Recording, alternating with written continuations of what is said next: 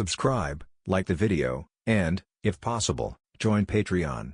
But if you don't have much money, you can support the channel by watching the novels on euroaudiobooks.com. Remember that you can participate in the polls so that your favorite novel gets published for free. Inexplicable liquid. Did you see this chlorophyll juice? I eat this stuff every day. To be honest, this stuff tastes really bad. Stark sighed, turning into a bitter look. Luo Bai understood and said, I am very sympathetic to your experience. Do I need sympathy?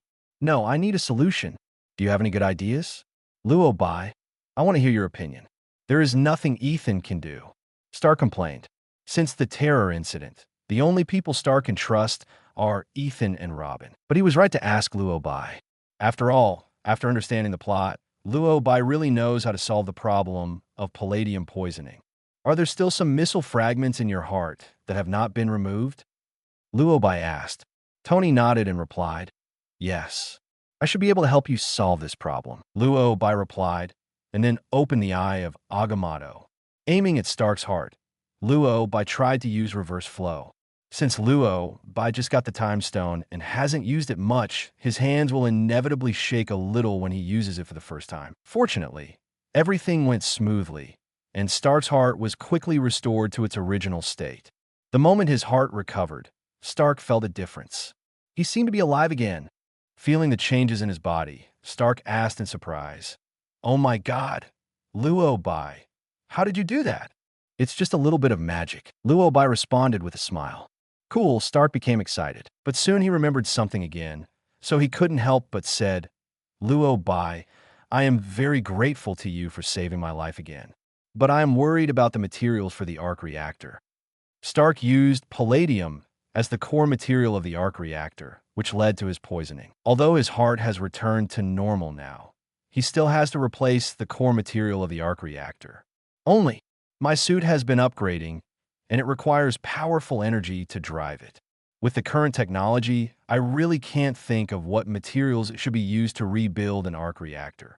Stark replied with a sigh. Luo Bai thought for a while and asked, Tony, is your relationship with your father not very good? Why do you suddenly ask this? Stark asked, confused. Luo Bai explained, Don't you want to replace the materials of the arc reactor? Your father may have a solution. My father, Stark complained in confusion, but he has been dead for a long time. What I mean is that your father once researched a new technology that can solve the material problem of the reactor. Luo Bai explained, New technology? His father? Why don't even I know that my father has researched new technologies, but you know, Stark asked, his face full of confusion. This question, I am a mage after all. It is normal to be able to predict the future. Luo Bai replied with a smile. Although this explanation may be far-fetched in other places, it happens that Luo Bai is a mage, so his explanation is reasonable. Predict the future? Are you mages so awesome? Stark complained in shock. After finishing his rant, Stark looked hesitant, as if he was thinking about something. I remembered this when I mentioned it. I recently met an organization called SHIELD. They seem to have some of my father's things. I heard that SHIELD is also related to my father. Stark said, the full name of SHIELD is the Strategic Homeland Defense Attack and Logistics Support Bureau.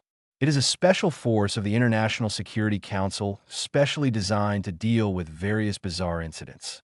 To put it simply, it was founded by the government of Country M and is used specifically to manage people with super abilities. Although the original intention and purpose of its creation are good, it is still managed by humans, and it is still managed by agents.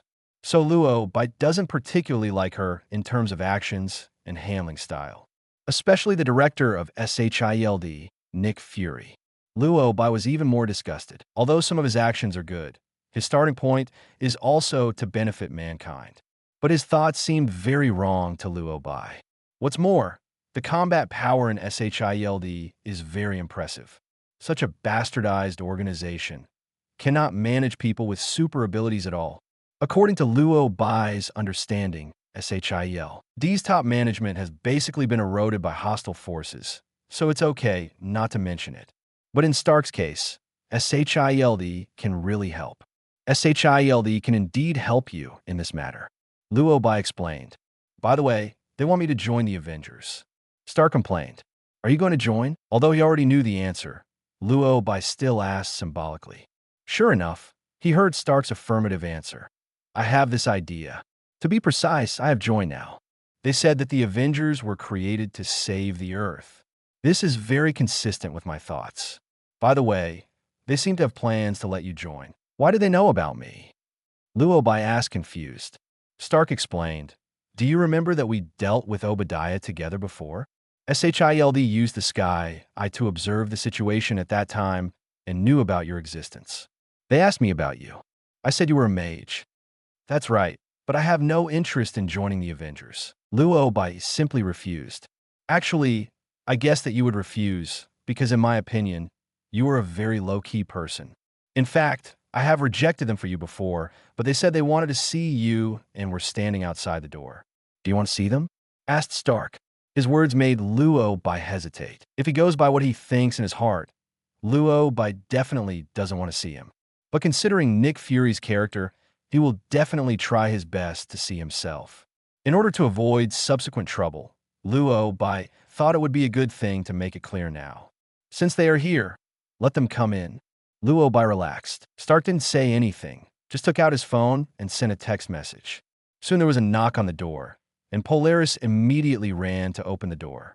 The door opened, and a sexy short-haired beauty appeared outside. There was also a bald man standing next to the beauty. Yes, another big bald head. It's just that this time it's a braised egg head. Chapter 024 Trouble is coming.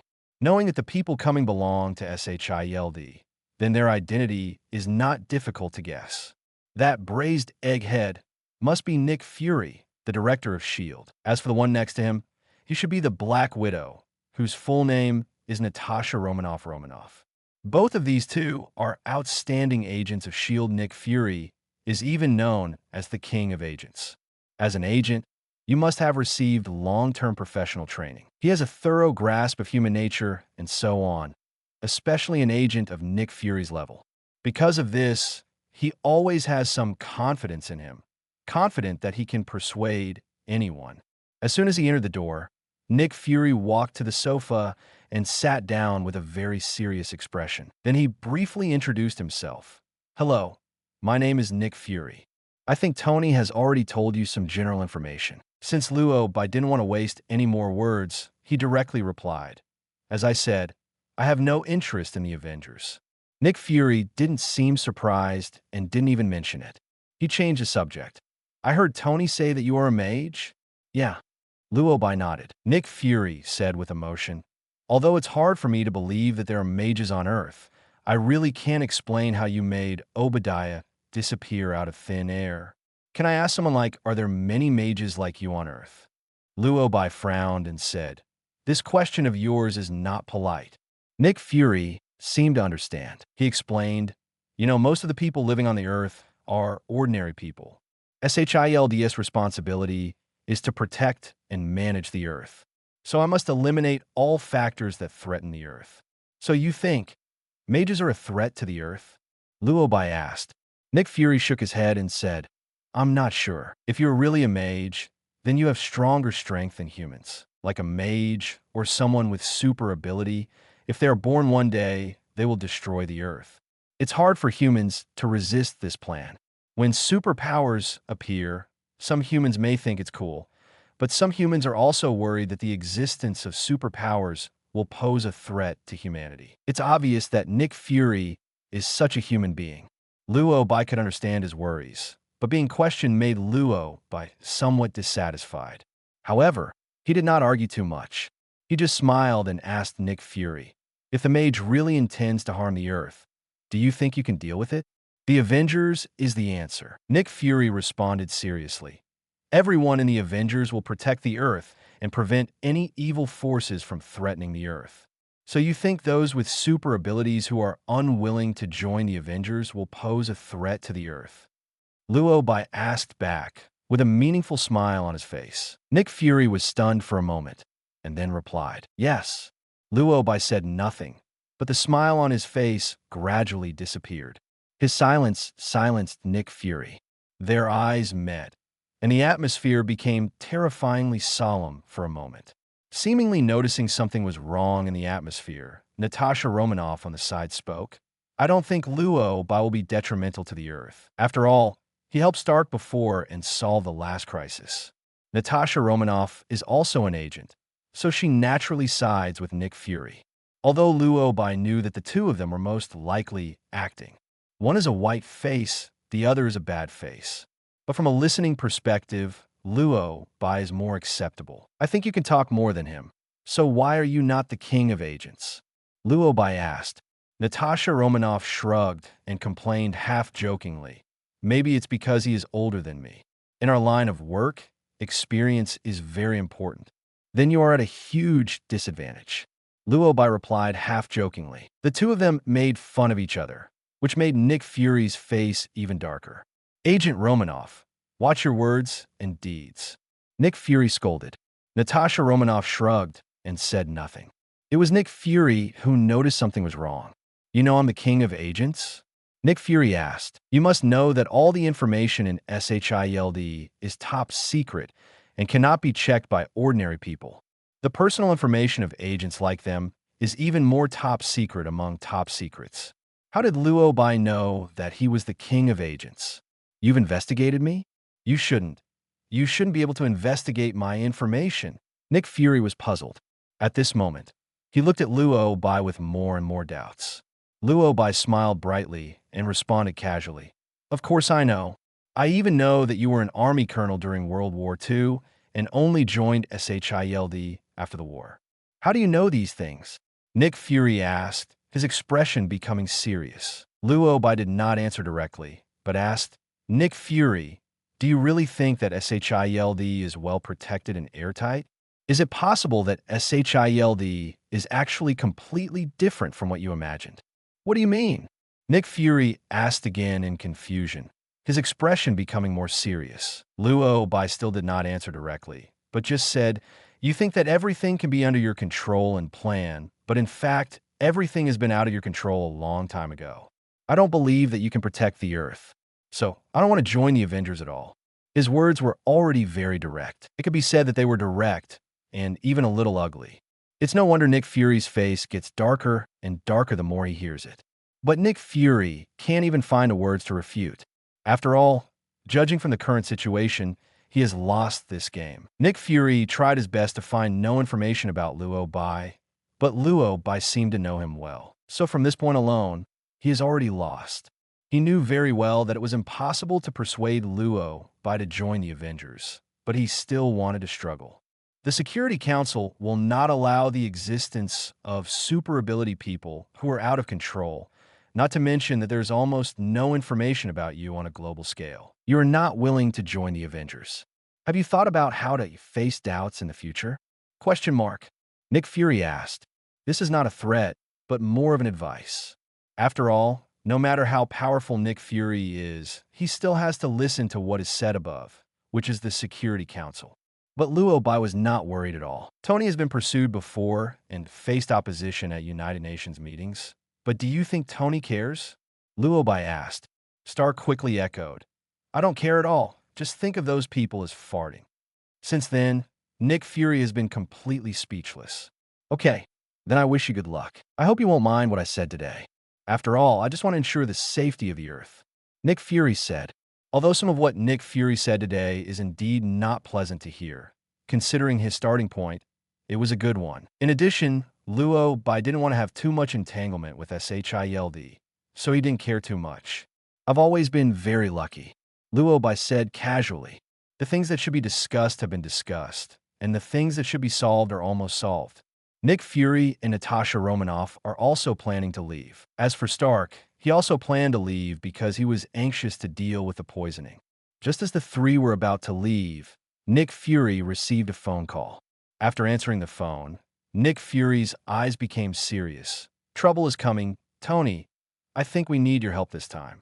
Chapter 025 Invincible Hulk. Stark's agreement to join the Avengers does not mean that he approves of S.H.I.E.L.D. It is simply because the Avengers are related to his father. He doesn't like Nick Fury and SHIELD from the bottom of his heart, not to mention that his palladium element matter has not been resolved yet, so he is very upset. Honestly, There's never a time when you can't find me without trouble. Stark responded coldly. After speaking, he looked at Luo Bai and complained, "To be honest, I don't really like a SHILDS style of doing things. I was recruiting bodyguards before, and Natasha Romanoff came to apply. It was only later that I found out that she turned out to be S.H.I.E.L.D. sent here specifically to get close to me. Don't you think it's very annoying?" Stark said while rolling his eyes at Nick Fury. Nick Fury quickly retorted, "Tony, I think you should understand that we are here to help you." Stark snorted and replied, "You can come to me directly, but it is difficult for me to accept this method. What's more, since you're here to help me, you should know that my current situation is very bad." Nick Fury didn't seem to want to continue talking about this matter with him, so he changed the subject.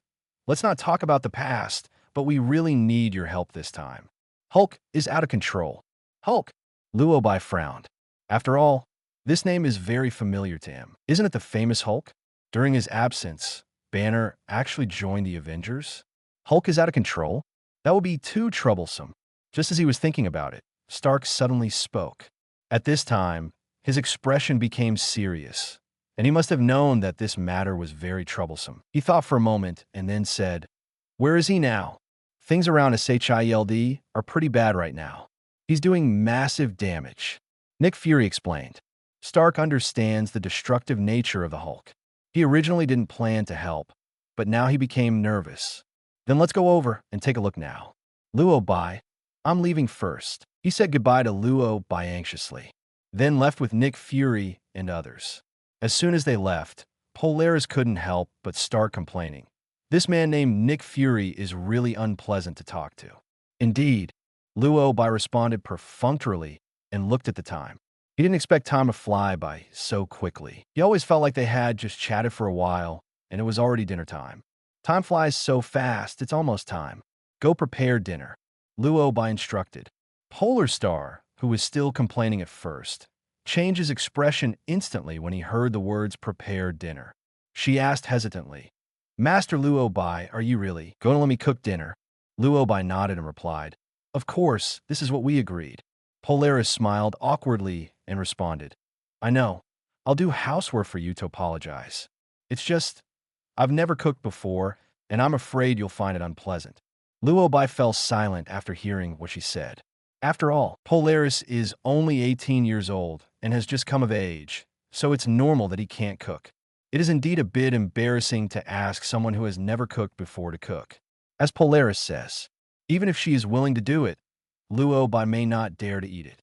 Thinking of this, he hurriedly said, "Then you can buy it outside." Polaris was relieved to hear that she didn't have to cook dinner.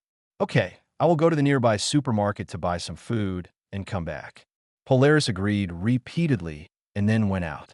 At this time, in the study room, Luo Bai has opened the Book of Emperor Wei Shan and started studying. Stark's matter has been resolved, and Luo Bai's purpose of coming to New York has been completed.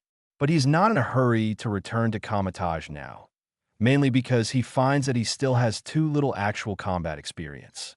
When learning magic, you can't always bury yourself in reading.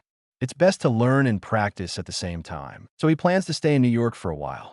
After all, there are many situations in New York, and there are always practical opportunities when you stay here. But Luo Bai didn't expect that the opportunity for actual combat would come so quickly.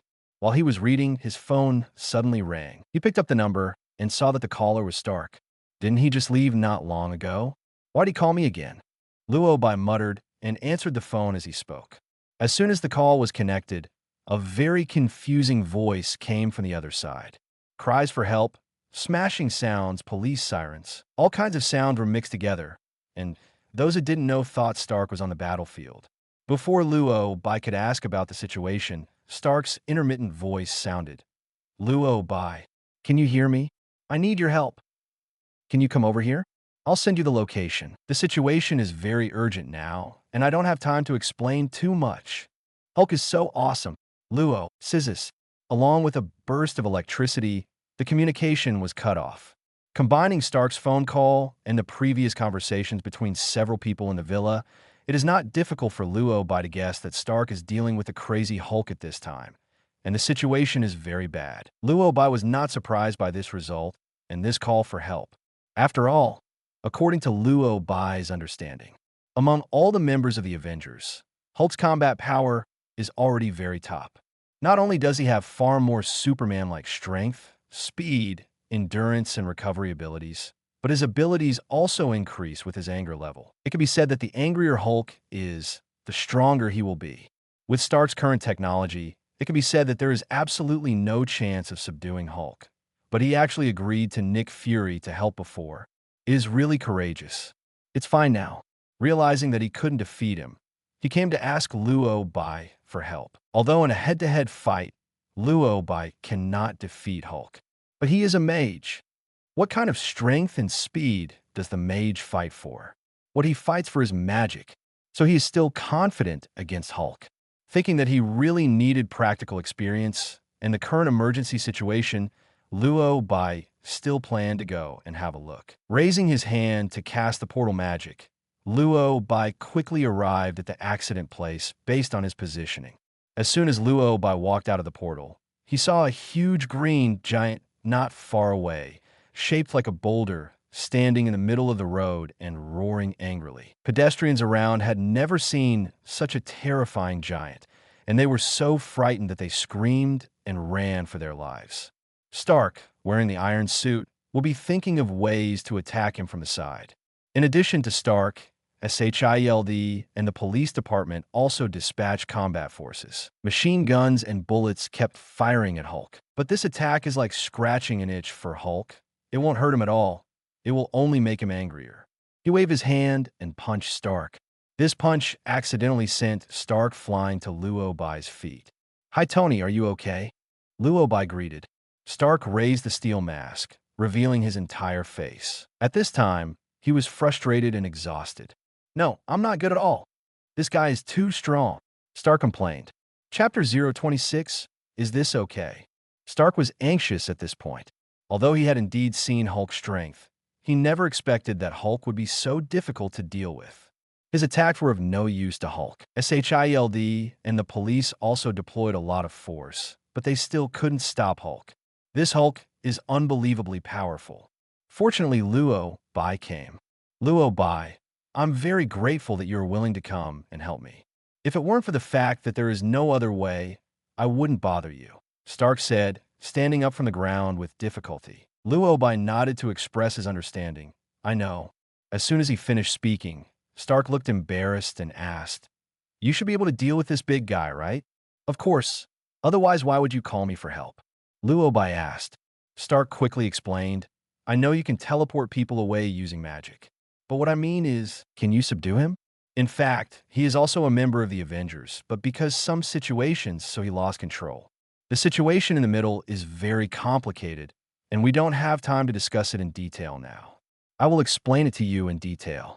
Perhaps due to time constraints, Stark was unable to fully explain the specific situation, so what he expressed was very vague.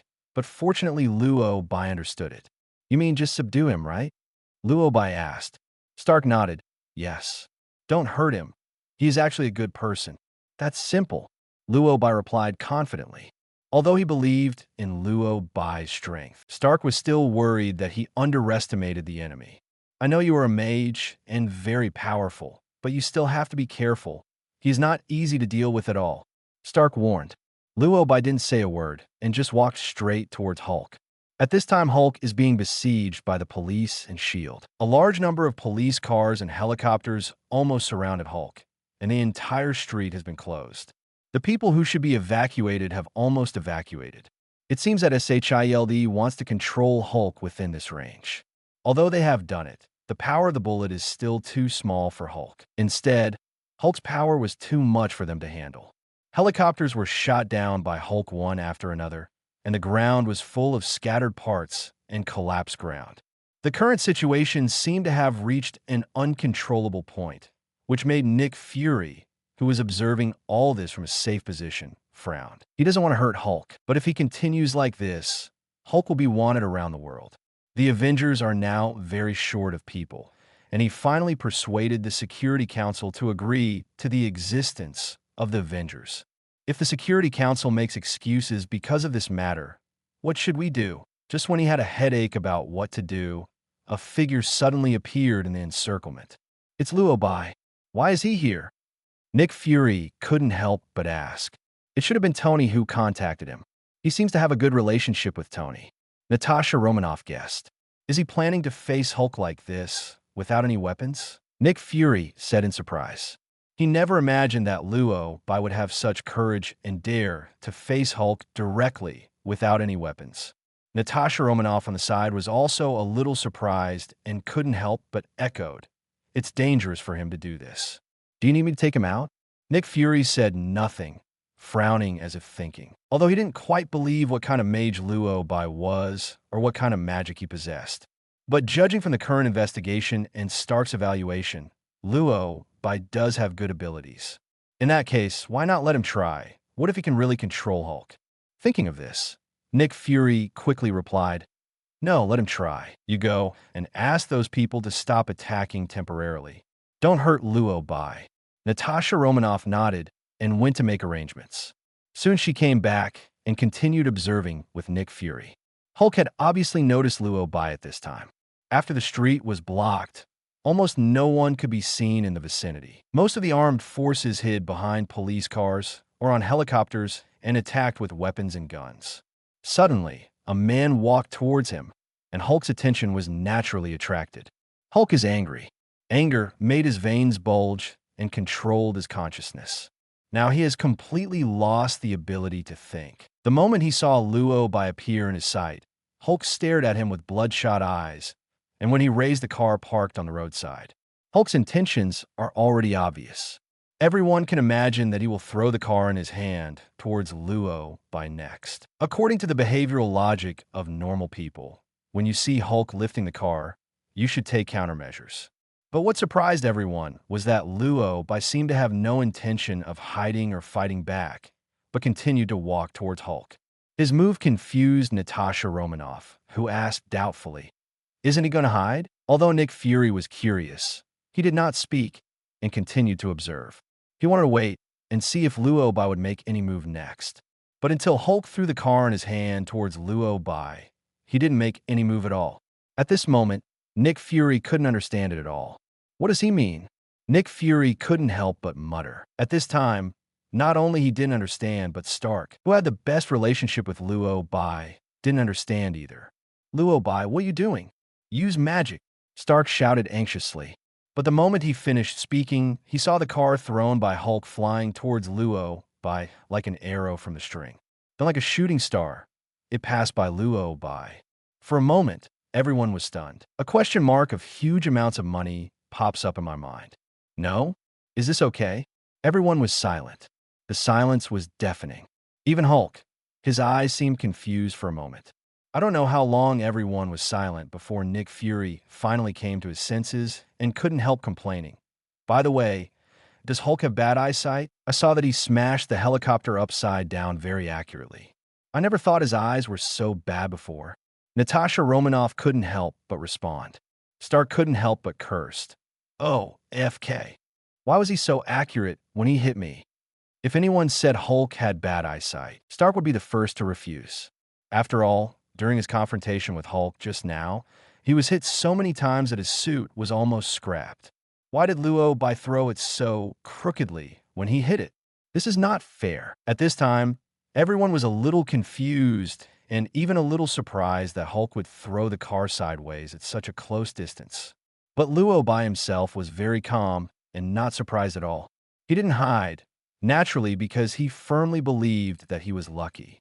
As a man favored by the goddess of luck, how could he be hit so easily? Thinking of this, Luo Bai swept the dust from his clothes and continued walking towards Hulk. Such actions seemed to irritate Hulk. Watching as he smashed the car, he missed Luo Bai. Hulk roared again. Hulk! He actually raised his clenched fist and punched Luo Bai.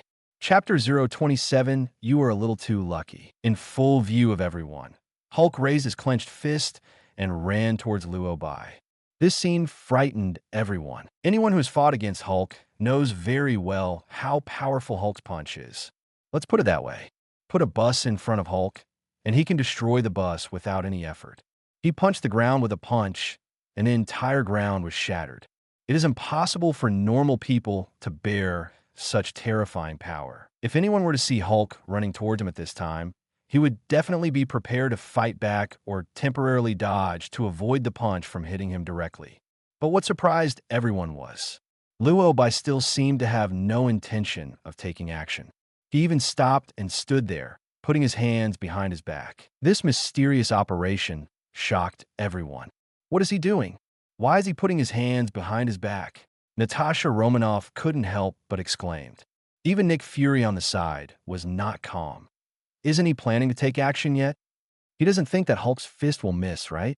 Hulk smashed a car at him before, so forget it if he didn't hide. After all, there was still a distance between the two of them, so it was okay for the car to miss Luo Bai. But now Hulk is rushing towards him. There's no way he can miss it. Luo Bai still doesn't take action now, which is really unreasonable. So much so that Nick Fury once began to doubt whether Luo Bai was really as powerful as the rumors said. Can he really handle Hulk? Nick Fury couldn't help but complain. Natasha Romanoff frowned and answered with some uncertainty. Looking at how calm he is when facing Hulk, he should be confident. Hulk's strength is obvious to all. If Luo Bai was not sure at all, how could he dare to face Hulk directly? Although Nick Fury also understands this truth, he can't figure out why Luo Bai hasn't taken action yet. Is it possible that he is not calm now, but is frightened? Nick Fury speculated. It's not unreasonable for him to be so suspicious. If that were the case, wouldn't Luo Bai be dead? Seeing the distance between Hulk and Luo Bai getting closer and closer, Natasha Romanoff asked anxiously, "How about I save him now?" "It's too late," Nick Fury said. "Hulk is so fast. How can Natasha Romanoff make it in time now?" It might be too late if Stark and his suit flew over now. But Stark didn't move. Maybe he believed that Luo Bai really had the strength to deal with Hulk. Maybe I guessed wrong. Luo Bai is really sure that he could defeat Hulk. Nick Fury muttered. He looked nervously at Luo Bai, who was standing motionless. Everyone present was as nervous as him. People watched Hulk running towards Luo Bai in a menacing manner, getting closer and closer. Almost everyone is guessing what kind of move Luo Bai will use to receive Hulk's punch in the next second. But what everyone didn't expect was that Luo Bai hadn't waited for him to take action. I saw Hulk running. He hadn't even reached Luo Bai yet. Just listened to a bang, followed by a loud noise. The entire ground began to collapse. Hulk, who was still very aggressive at first, was gone the next second. He was gone. Everyone only heard Hulk. Then he watched Hulk fall into the hole. The entire scene was momentarily silent.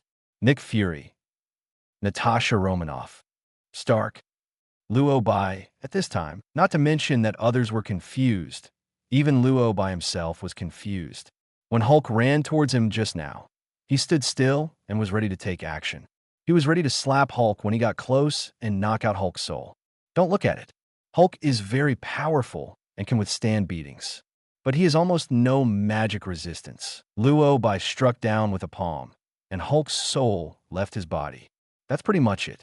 What Luo Bai didn't expect was that the ground collapsed just as he was about to take action. Then Hulk just fell into the hole without any precaution or warning. You said it was a coincidence or not? The entire ground collapsed, but the position where Luo Bai was standing did not collapse. In this situation, Luo Bai didn't need to think about it to know that the goddess of luck must have shown her power. It's better now. Originally, I wanted to show off and even laid out the POS, but goddess of luck took action. This is really, hey? Luo Bai sighed and turned to look at Stark. At this time, Stark opened his mouth wide, obviously stunned. I don't know how long it took. Stark finally came back to his senses. He asked with a bit of surprise in his eyes, "Did you use any magic just now? Why didn't I see you take action at all?" Stark thought it was magic, but the fact is that Luo Bai didn't have time to take action. Do you believe me when I say that I didn't have time to use magic just now? Luo Bai asked back. Stark was stunned and asked with some uncertainty, "You mean the collapse of the ground was not caused by your magic?" "No," Luo Bai replied. Stark's eyes became even more confused, and he couldn't help but ask, "Then why did the ground suddenly collapse?" Luo Bai thought for a moment and said, "Maybe it's just a coincidence. You know, besides being good at magic, I'm also very lucky." "Good luck?" "With good luck, You can make the ground collapse. Stark didn't believe it and asked with great suspicion. Then can you explain why the ground collapsed? Luo Bai thought for a while and said, is there a possibility? Because Hulk hammered the ground too hard before. But this road is a slag project. When he ran just now, the ground it couldn't bear it, so it collapsed. Stark, although this explanation sounds correct, but isn't it a bit too coincidental? Stark couldn't help complaining. Luo Bai thought for a while and said, there's no way. You know how good luck is. Stark was silent. After a moment of silence, he replied with 2 words, awesome. This is really awesome.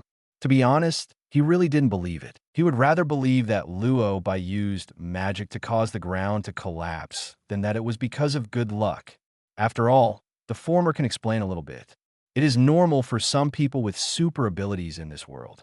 But the latter, please, how can anyone believe that he was so lucky that the ground collapsed? Such a massive collapse. So you really didn't use any magic? Stark asked. Before Luo Bai could respond, Nick Fury and Natasha Romanoff came over. As soon as the two approached, Nick Fury shouted angrily with a dark face. Tony, are you sure that Luo Bai can really do magic? It was too dangerous just now. If it weren't for the quality of this road, it couldn't withstand Hulk's attack. It caused the ground to collapse. I can't imagine. What would happen if Hulk hit it with his punch? Stark was stunned and turned his head to look at Luo Bai in shock. No, bro. You're a little too lucky. Chapter 028. Clap out the soul with one palm? Are you serious? To be honest, Stark was a little confused at this point. He really didn't expect that Luo Bai had just defeated Hulk just by pure luck. Are you sure that the collapse of the ground was an accident? Still in disbelief, Stark confirmed with Nick Fury.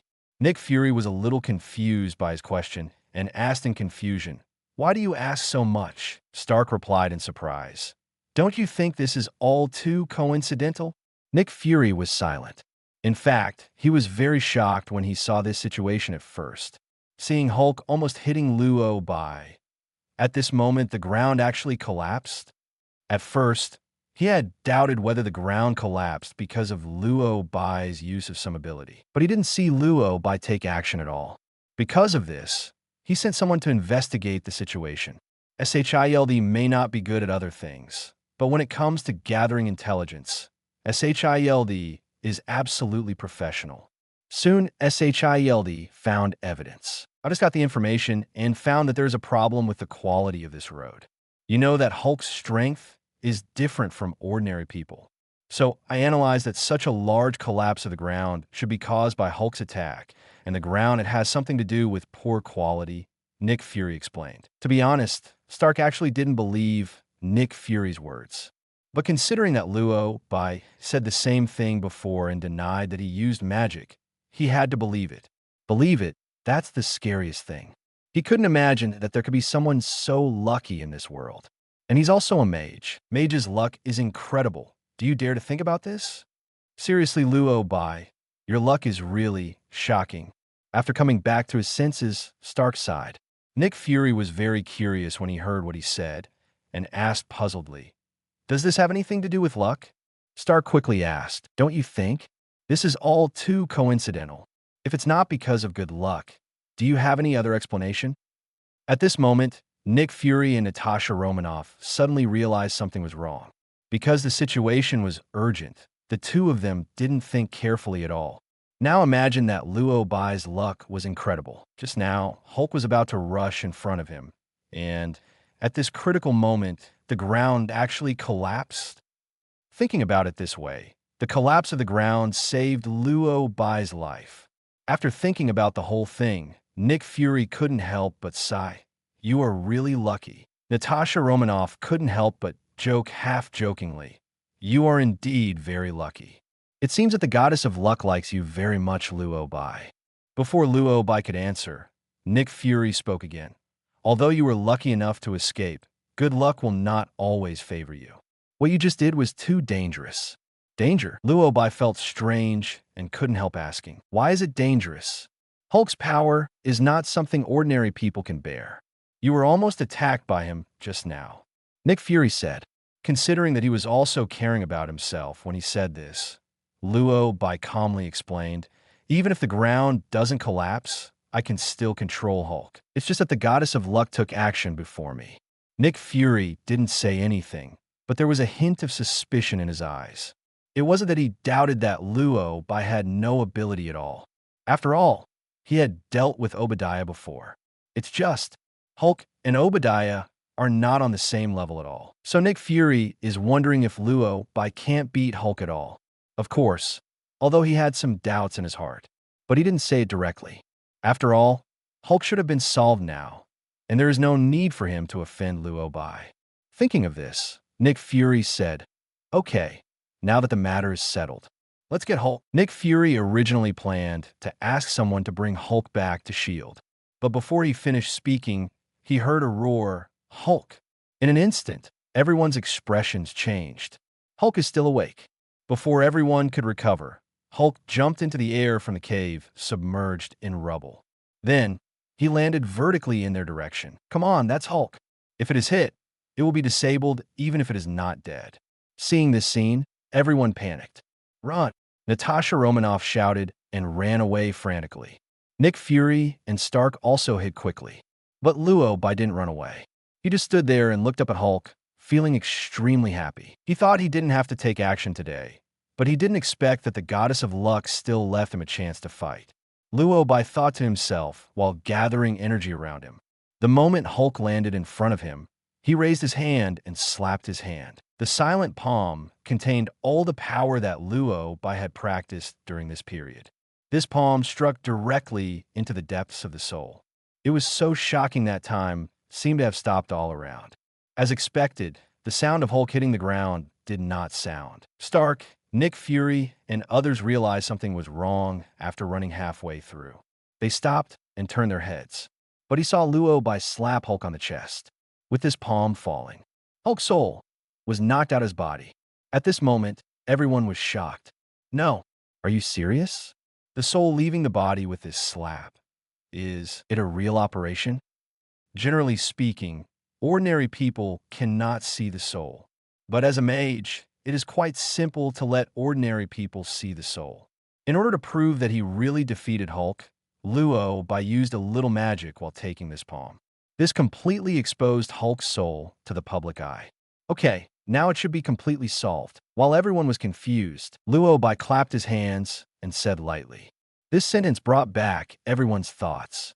In the end, it was Stark who took the lead and asked, "Am I right? Luo Bai, is this the soul of the Hulk?" Stark pointed at Banner, who was floating in the air and stunned.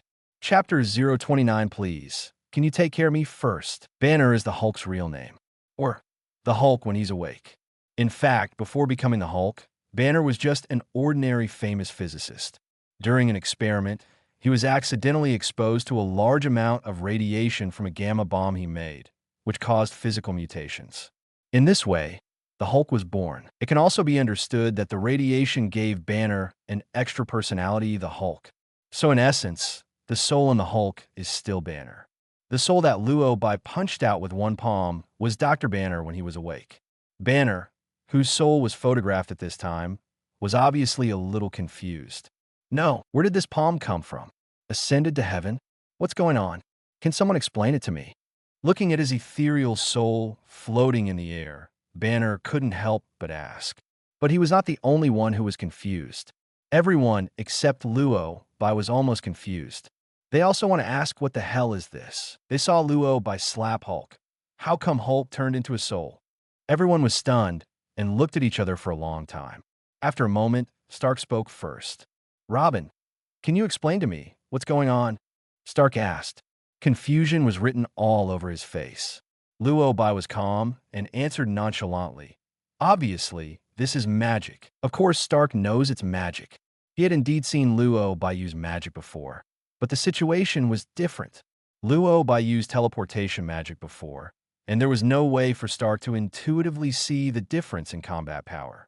But just now Stark saw the difference and was very shocked.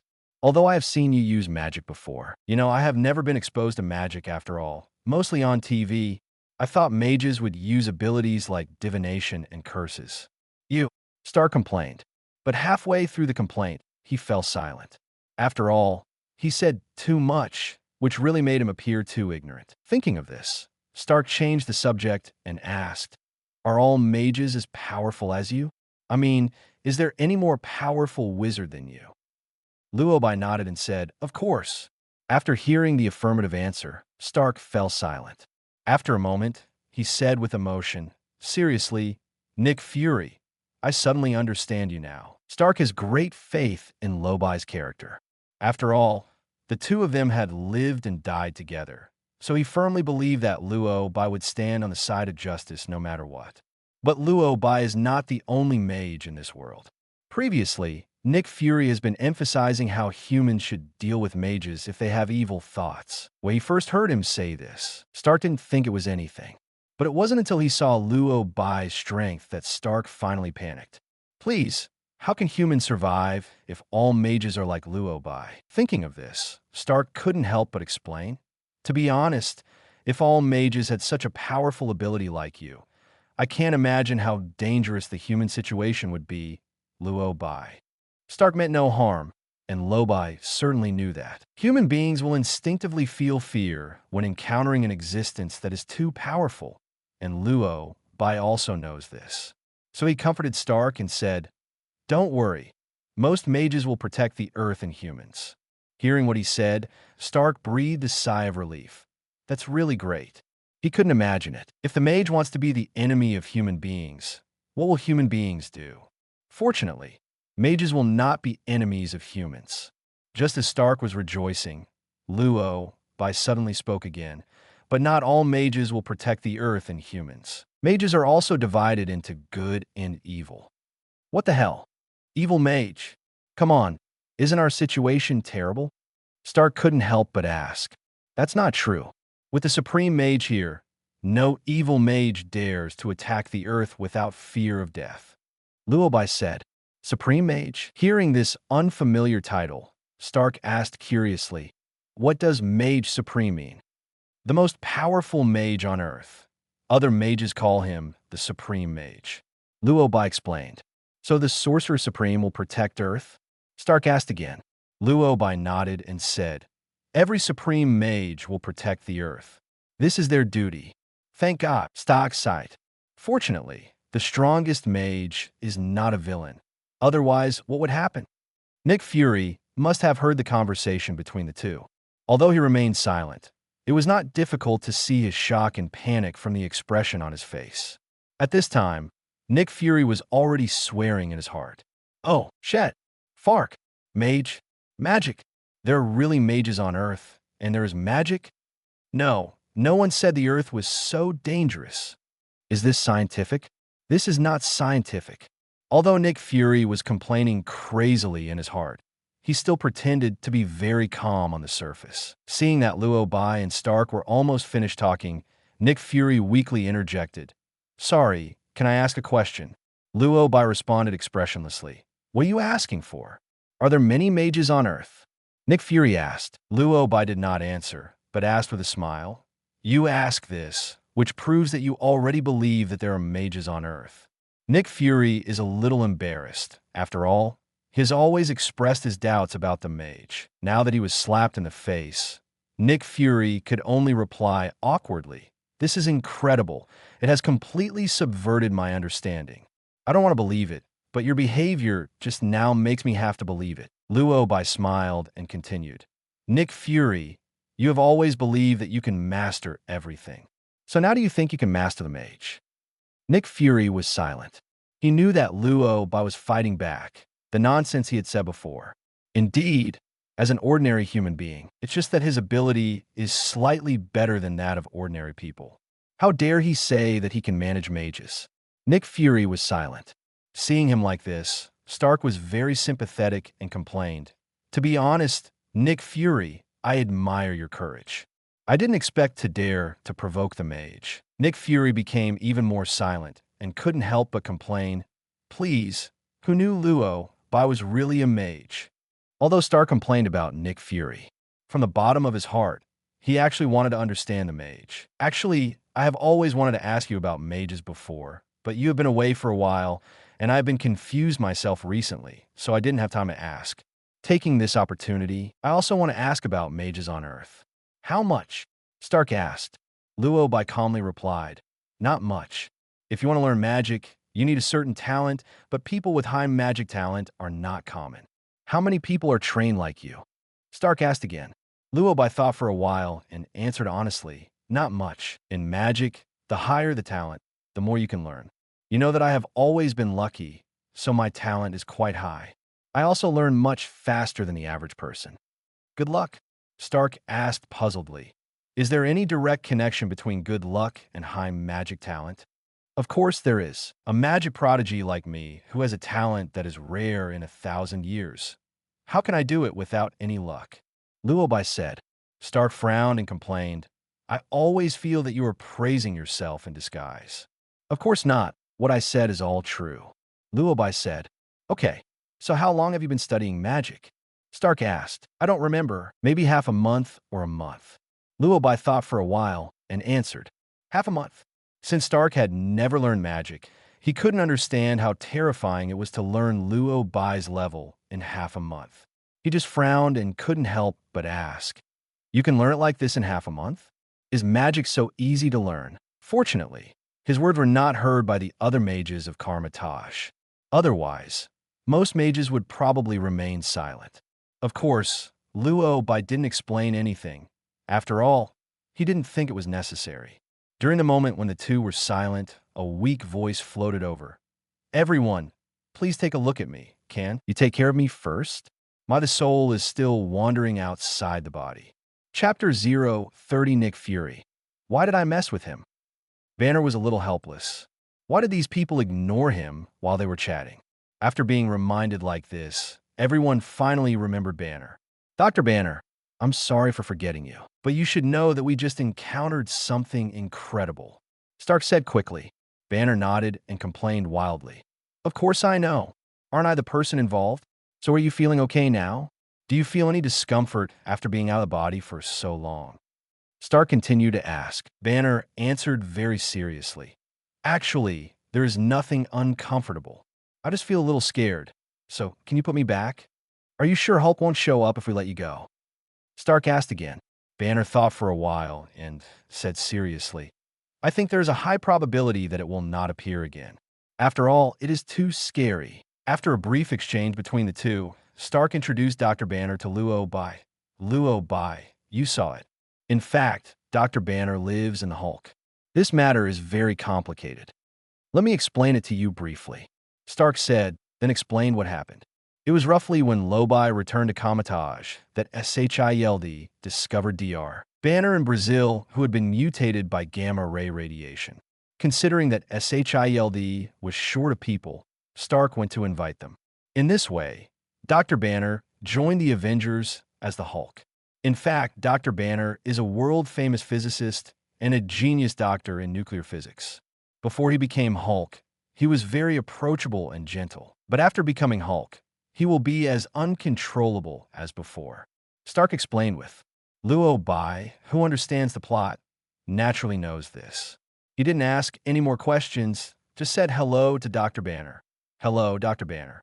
Dr. Banner was still a little panicked at this time and looked at Luo Bai with evasive eyes. Seemingly worried that Luo Bai would take action again, he quickly explained, I'm sorry for causing trouble to everyone. In fact, I have been communicating with Hulk well during this period and trying to control my emotions as much as possible. But today, I don't know what happened, but Hulk suddenly appeared. I'm so sorry. Before Luo Bai could answer, Nick Fury spoke seriously. Dr. Banner, you promised me that you would control Hulk's appearance. If SHIELD hadn't discovered it early this time and dispersed the pedestrians in time, the consequences would have been disastrous. I'm sorry. Dr. Banner said guiltily. Banner failed to control Hulk and let Hulk escape. At first glance, it seems that this is indeed Banner's reason, but Luo Bai doesn't think so. He chuckled lightly and interrupted the conversation between the two. Nick Fury, I don't think Dr. Banner is at fault this time, Luo Bai said. Nick Fury was stunned. If it were before, he might have argued with Luo Bai. But after seeing Luo Bai's strength, Nick Fury's attitude was obviously much better. Why do you think so? Nick Fury asked in confusion. Luo Bai smiled and then said, Stark told me just now that Dr. Banner had planned to live in seclusion in the mountains after knowing his situation. It was you who specially went to Brazil to invite Dr. Banner to join S.H.I.E.L.D. And before that, you knew Dr. Banner cannot fully control the Hulk. Since you know all the situations, you should have countermeasures. You should also consider that Dr. Banner will lose control. He will run out of S.H.I.E.L.D., proving that S.H.I.E.L.D.'s security work is not done well. Right? Follow Dr. Banner, what does it matter? Luo Bai explained rationally. As soon as he said this, Nick Fury was stunned. It seems that's indeed the case. Originally, if Dr. Banner stayed in the deep mountains and forests, even if he turned into Hulk, no one would be injured, let alone such economic losses. But SHIELD invited him to New York and asked him to join the Avengers. Since it was the person called by SHIELD, then SHIELD should indeed bear full responsibility. At this time, the expression on Nick Fury's face was a little awkward. Okay, I admit it. This is indeed SHIELD's negligence. I'm sorry, Dr. Banner. I shouldn't blame you. With a sigh, Nick Fury made a rare apology. Before Dr. Banner could speak, Luo Bai continued, "Don't you think you should thank me?" Nick Fury was stunned for a moment, but soon he understood what Luo Bai meant. Indeed, you helped SHIELD and the Avengers resolve this crisis. On behalf of everyone at SHIELD and the Avengers, I would like to express my great gratitude to you. Nick Fury expressed his sincere thanks. But Luo Bai frowned and asked dissatisfiedly, "Is that all?" Nick Fury. Of course he understood what Luo Bai meant, but he really didn't expect it. Didn't you say the lawyer's duty is to protect the Earth, and he still needs to be paid for it? Nick Fury couldn't help complaining. Luo Bai shook his head and quickly denied. Please. The purpose of the mage's protection of the Earth is to prevent multi-universe and other dimensional creatures from invading and destroying the Earth. Hulk, this is an internal incident of your shield. It has something to do with the destruction of the Earth. What's the matter? This is not within the scope of my responsibilities. I will come here to help, just for Tony's sake. But I am not familiar with you, S.H.I.E.L.D., so you can't give me any benefits. Nick Fury was silent again. He took a deep breath and asked after a moment, "Then what reward do you want?" Luo Bai thought for a while. With Nick Fury's personality, he would probably not give it to someone who was too valuable. So why bother getting into trouble when the time comes? So he shrugged and said helplessly, "Give me some hard work." Although Luo Bai has won $3 million before, he is not too sure of money for the time being. But who would mind having too much money? However, Nick Fury was a little confused and couldn't help but ask, "You are a mage. Why do you need money?" Masters are human beings and have living needs. Why don't they want money? Luo Bai couldn't help but say.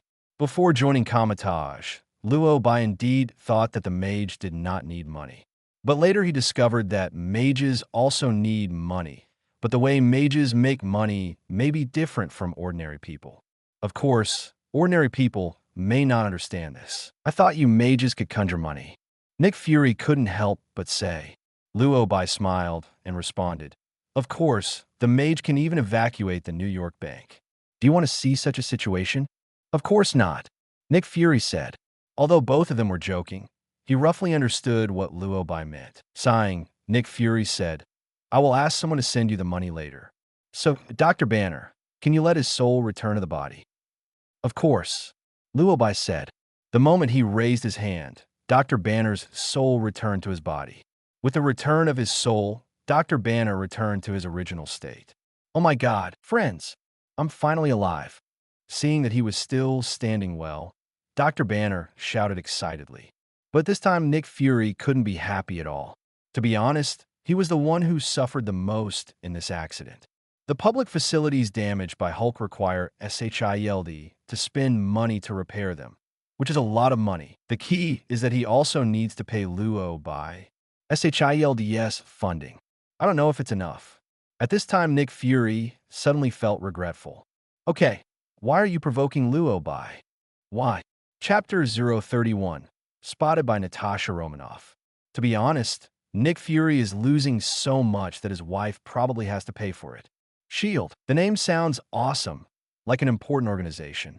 But in fact, this organization is not favored by the government at all, and because of the establishment of the Avengers, there have been voices of resistance from the top management. Nick Fury withstood strong pressure and relied on his smooth tongue to finally launch the Avengers plan. I didn't expect to encounter such a big problem right after starting up. It's better now. Road construction, Luo Bai's reward. Nick Fury's heart was bleeding when he thought that SHIELD would suddenly have to spend such a large sum of money. The senior management will definitely not reimburse him, so he seems to have no choice but to sell weapons. Of course, there's another way to borrow money from Stark. Thinking of this, Nick Fury's head hurt badly. I'm leaving first, Nick Fury said with a dark face.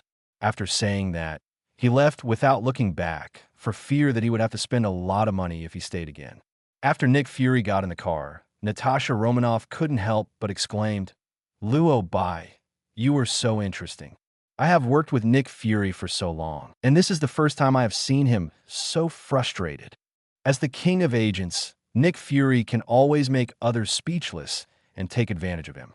I didn't expect that I would suffer such a big loss here in Luo Bai.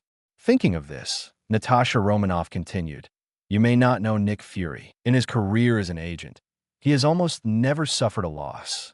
In the past, he was the only one who took advantage of others. I didn't expect that you could get compensation from him. I am very optimistic about you." Seeing her like this, Luo Bai couldn't help complaining. "You seem to be very happy." Natasha Romanoff nodded and said, "Of course, which worker wants to see his boss happy?" Natasha Romanoff is the agent of SHIELD, and the director of SHIELD is Nick Fury. So it is no exaggeration to say that Nick Fury is Natasha Romanoff's immediate boss.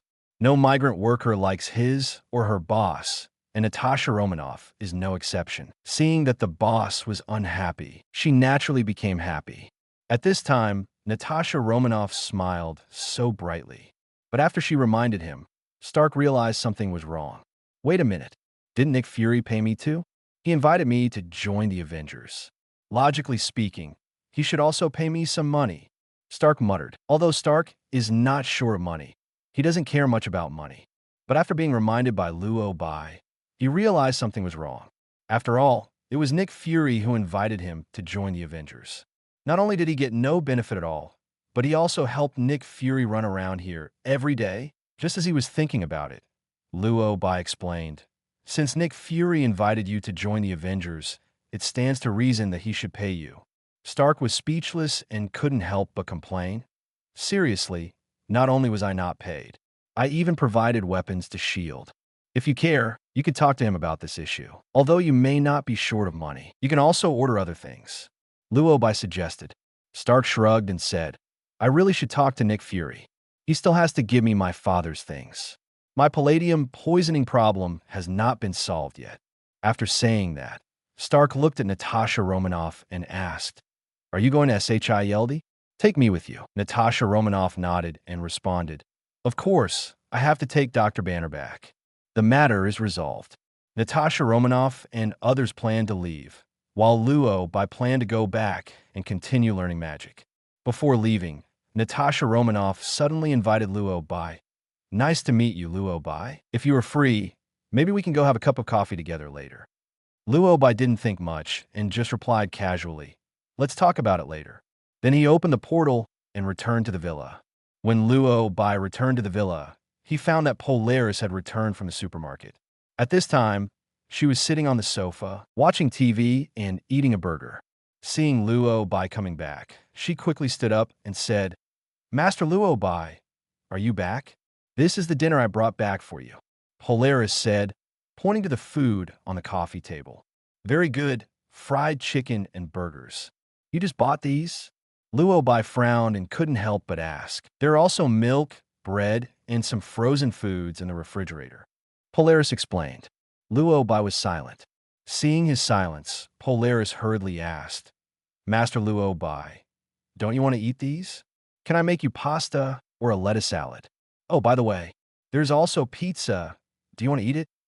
Luo Bai became even more silent, although he is not opposed to eating fried chicken burgers and pasta. But from what Polaris said, it seems that he plans to eat these for the next few months. Thinking of this, Luo Bai couldn't help but ask, "Are you planning to let me eat these for the next few months? Any questions?" Polaris asked cautiously. Luo Bai sighed. How could he forget that this is New York?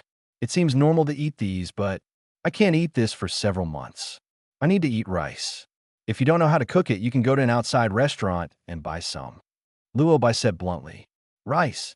But, Master Luo Bai, I don't have that much money. Polaris answered honestly. Luo Bai, he had forgotten that this was Country M. The prices of the things he just mentioned are indeed frighteningly high, and even if you don't have some assets, you can't even afford them. People are almost unwilling to take us mutants into work, not to mention that I am still a wanted criminal. If I am discovered by the Mutants Association, I will probably be arrested.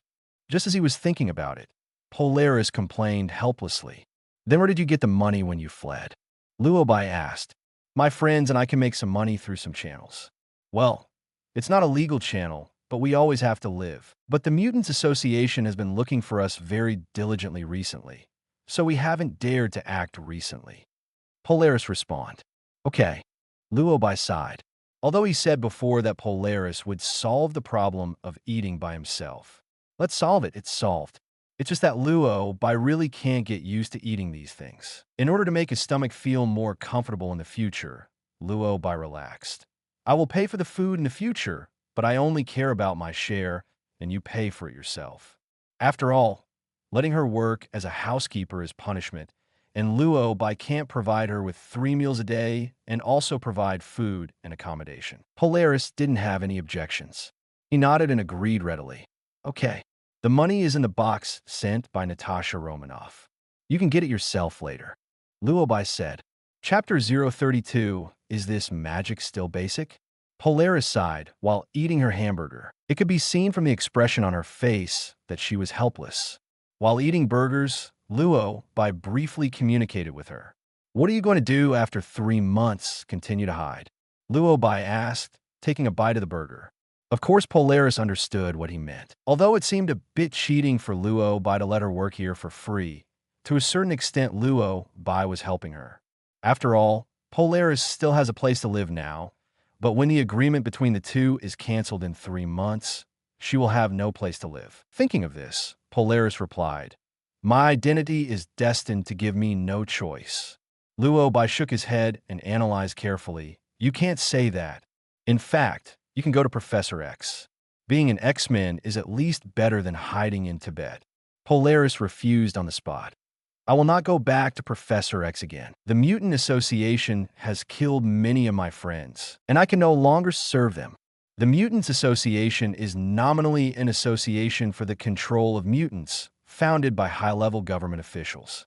The X-Men, founded by Professor X, are, to put it bluntly, cooperating with the government. So in essence, both the X-Men and the Mutant Association are controlled by the government, and Polaris is naturally unwilling to go back. And when he mentioned this matter, Polaris didn't know what he thought of and became extremely excited. She was uncontrollable when she was excited, and the metal objects in the villa were ready to move because of her mood swings. Especially the crystal chandelier on the ceiling, which shakes violently and looks like it is about to fall at any time. Seeing this situation, Luo Bai half-jokingly reminded, if the items in the house are damaged, you also have to pay compensation. Hearing the word compensation, Polaris's eyes instantly became clear. She is so poor now that she has no money to compensate her. Instantly, the room became quiet. Polaris' mood has also become much more stable. Seeing that her mood had stabilized, Luo Bai continued to ask, Then do you plan to compete with the Mutants Association in the future? Polaris nodded and said firmly, Yes. Although I can't compete with them with my current ability, I will work hard to become stronger. One day, I will help mutants regain their social status. At least there is no discrimination like ordinary people. After saying that, she took a strong bite of the burger. Luo Bai didn't say anything, but he was thinking in his heart. Sure enough, although he met Polaris earlier, the character's personality will not change. Polaris has a leadership spirit that does not want to be squeezed in her bones, so she will still follow the path and the plot and grow up quickly. But there is one thing to say.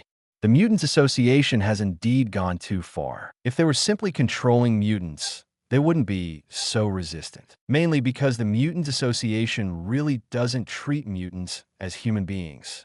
There must be resistance under strong pressure. No matter when, this sentence still has gold content. Why are you asking me these?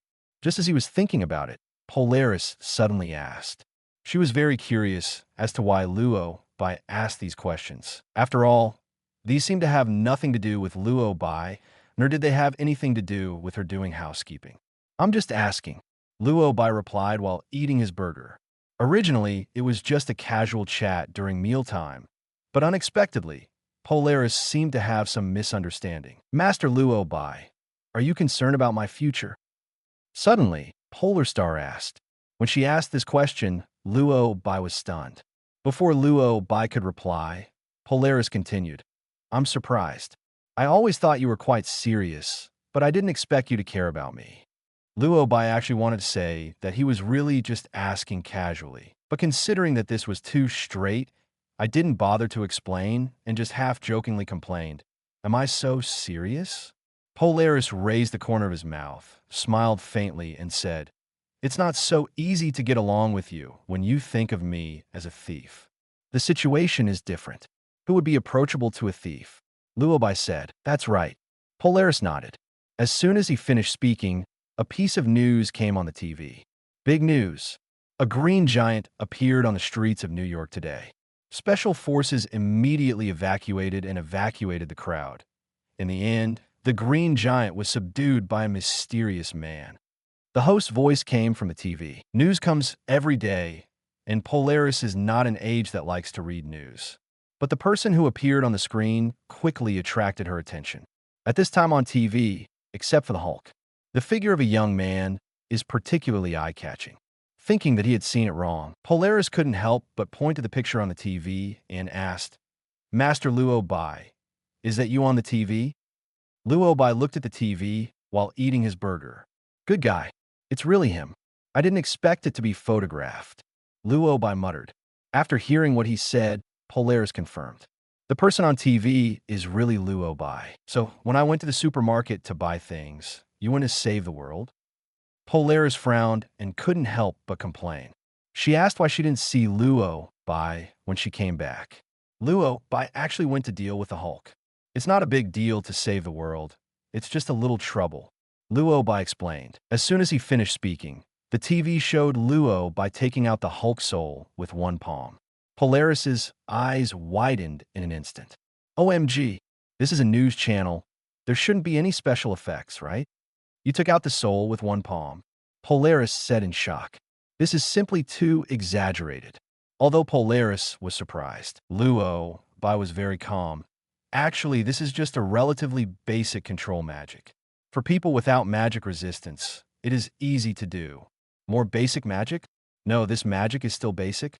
Thinking of this, Polaris said with some fear, Fortunately, you thought I was a thief and didn't use this trick. Otherwise, I can't believe I can still live in this world.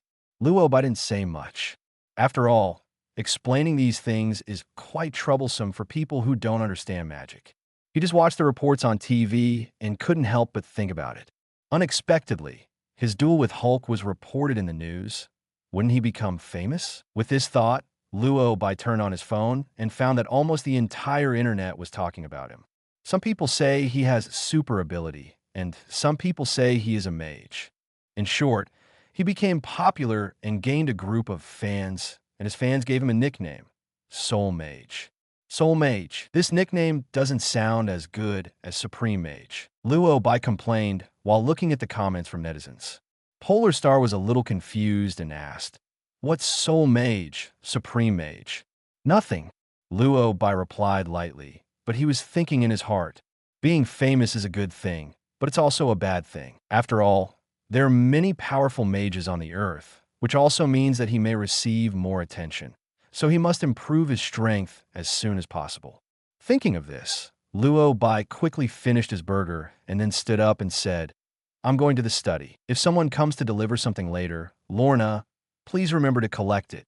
Chapter 030, 3-Time Magic, Changing Time.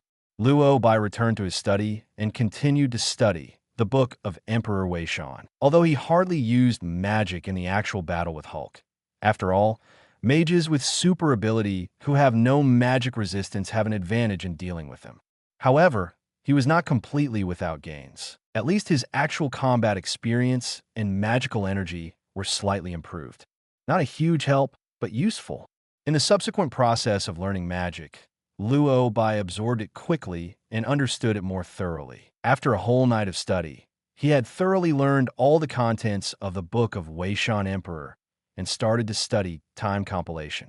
Although Luo Bai had used the time stone before, he had not systematically learned how to use the full power of the time stone. It's time to get better at it. Time compilation. The title seems like a book about studying time, but in essence it is a magic book that teaches you how to control time. This book records the understanding of time magic by the supreme mages of all ages. It includes the basic concepts of time, the impact of timelines on the universe and multi-universe, basic theories of time, and time magic. Although there's a lot of content in the book, in fact, to put it simply, the whole book is analyzing the original stone of time. Most of the Supreme Mage cannot control time independently. They need to use the power in the time stone. Through this artifact, mages can learn time-related magic. The time magic recorded in the book includes time acceleration, time reversal, predicting the future, time stopping, etc. There's also a clearly marked sentence on the first page of the book. The time stone contains infinite power, and no one can fully understand it. The meaning of this statement is self-evident. Roughly speaking, although the Supreme Mage of all ages have used the time stone, so far, no one has fully understood the energy and profound meaning contained in the time stone. Therefore, people who use the original time stone can further analyze the energy contained in the time stone through their own understanding. After roughly reading the theoretical analysis and basic introduction to the time stone, Luo Bai took out the Eye of Agamotto and controlled the time stone. With concentration, green light lit up in Luo Bai's hands. This green light is the power of time in the time stone. Luo Bai found a random chair in the house and began to experiment. Moving your palm clockwise speeds up time. Chairs will take on a future look. Moving your palm counterclockwise is the passage of time. The chair will fall back to its original shape, possibly even to its previous appearance. Since Luo Bai is new to learning and is not familiar with the power of time, he sometimes fails. So he was so focused that he didn't notice the knock on the door at all. At the same time, Polaris had been knocking on the door for a full minute. Although she kept hearing noises in the house, she waited for a long time before Luo Bai opened the door, which made her very confused. Why is it that people are in the house, but they don't open the door? Polaris muttered. She tried twisting the door lock. Unexpectedly, the door was unlocked and was opened instantly. But before she could observe the situation inside the door, she saw a green light coming from it. After that, a mini version of Polaris appeared in front of Luo Bai's eyes. That's right. The North Star suddenly appeared, but Luo Bai didn't notice it at all. So while practicing time magic, Luo Bai accidentally turned her into a child by going back in time. Although Polaris was quite cute when he was a child, who will be his housekeeper now that he has become a child? Thinking of this, Luo Bai couldn't help but ask, "Why did you come up here? Didn't I tell you not to go to the second floor unless there are special circumstances?" Little Polar Star opened his big, watery eyes and asked as if he couldn't understand what he was saying, "Brother, what are you talking about? Were you here?" After hearing his answer, Luo Bai remembered the explanation in the book. If you use time magic to change a person's time, such as going back to the past, then that person's memory will also stay in the past. To put it simply, Luo Bai accidentally changed Polaris back to her childhood, so her memory also stayed at her childhood. This also means that Polaris does not remember the previous things as a child. Luo Bai tried to use time magic to return Polaris to its current appearance, but he tried many times without success because he was not very proficient. On the contrary, it was his strange behavior that made little Polar Star a little confused. "Brother, what are you doing? What does this gesture mean?" Polaris asked, looking at him with those big, innocent eyes. Luo Bai was silent. After trying for a while, he decided to give up for now. I plan to practice first and then restore the backward time on Polaris body after I have completely mastered the time magic. Thinking of this, Luo Bai patiently persuaded, Lorna, this is eldest brother's room. You're staying here with me now. You can go down and play by yourself first. Then eldest brother will come and play with you later. Okay. Polaris seemed quite obedient when she was a child. She nodded obediently after listening to Luo Bai's words and said, Okay, big brother. After finishing speaking, little Polar Star went downstairs. But soon she ran upstairs again. Big brother, there's a big sister downstairs looking for you and saying that she must see you. Little Polar Star said, You must see me. Luo Bai stopped what he was doing and went downstairs. When he got downstairs, he realized it was Natasha Romanoff. At this time, Natasha Romanoff was sitting on the sofa, and there was a silver box on the coffee table. Judging from the appearance, it looks very much like the money box in the TV series. Luo Bai guessed that she was here to give money. Sure enough, the next second Natasha Romanoff said, This is the reward Nick Fury promised you. It's a total of 300,000. Do you want to count it? No need. Luo Bai continued to ask curiously. Just give a box to Lorna. Is there something wrong with calling me down? Natasha Romanoff smiled and said, She said the same thing, but I insisted that you get it yourself. After all, you promised to drink coffee with me, right? At this moment, he finally understood why Polaris suddenly went to the study to find him. The relationship was because of Natasha Romanoff. Although Natasha Romanoff did ask him to have coffee, he didn't take it seriously at the time and thought it was a joke. I thought you were joking, not to mention that I didn't agree to it at the time. I just said we'd see when the time comes. Luo Bai said. Natasha Romanoff smiled and didn't say much. She just asked curiously, I didn't expect that you have a daughter at such a young age. After speaking, she looked at little Polar Star. Luo Bai knew that she had obviously misunderstood, so he explained, She is not my daughter. That's... Natasha Romanoff didn't understand. Luo Bai didn't know how to explain it, so he could only say, This matter is very complicated, and some situations have arisen. In fact, this girl is Lorna. This little girl is the North Star. Natasha Romanoff was completely confused, frowning and said, I don't understand what you mean. Luo Bai didn't explain much, but he suddenly remembered something. Lorna is now a little girl who needs care and needs some peace and quiet. Natasha Romanoff just happened to show up. Or else. Thinking of this, Luo Bai suddenly had an idea in his mind. He smiled and asked Natasha Romanoff, You came to me today to ask me for coffee? Not entirely. There's something else. Natasha Romanoff said. Luo Bai quickly interrupted her. We'll talk about it later. I have something to do now. If you want to meet me for coffee, can you take care of Lorna for me for now? I'll go have coffee with you after I finish my work. Natasha Romanoff was silent. After a while she asked, How long do you need? Not sure, about an hour or more. Luo Bai explained. Natasha Romanoff pondered for a moment and didn't know what she was thinking. After a while, she smiled and agreed. Okay, I think you are so young and have no experience in taking care of children, so I will help you. But remember when you are done, an agreement between us.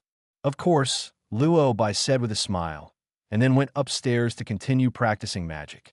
This practice lasts a whole day, and Natasha Romanoff never expected it.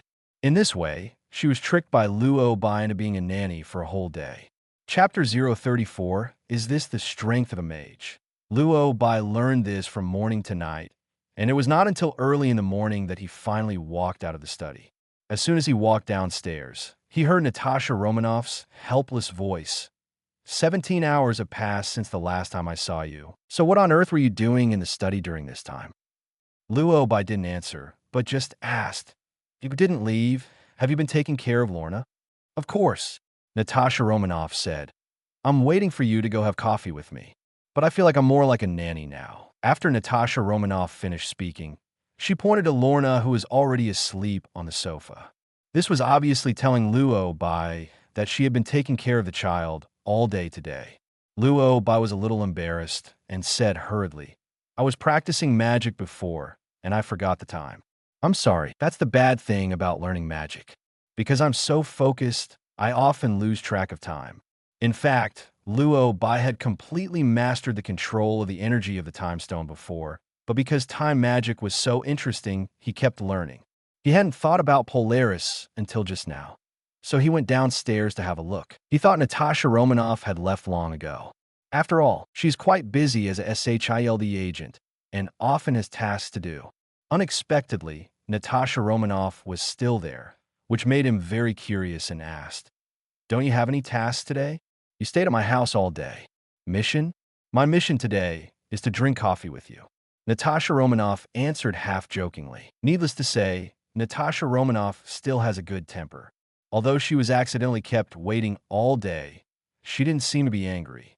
In fact, Luo Bai also knew that maybe she was sent by Nick Fury to persuade her to join the Avengers. However, considering that he did agree to Natasha Romanoff, Luo Bai was still relieved. "I don't know if there is any coffee at this time. The coffee must be out, but you haven't eaten anything all day. How about we go get something to eat together?" Natasha Romanoff asked. "Okay, but you have to wait for me," Luo Bai said. "Should we have to wait another day?"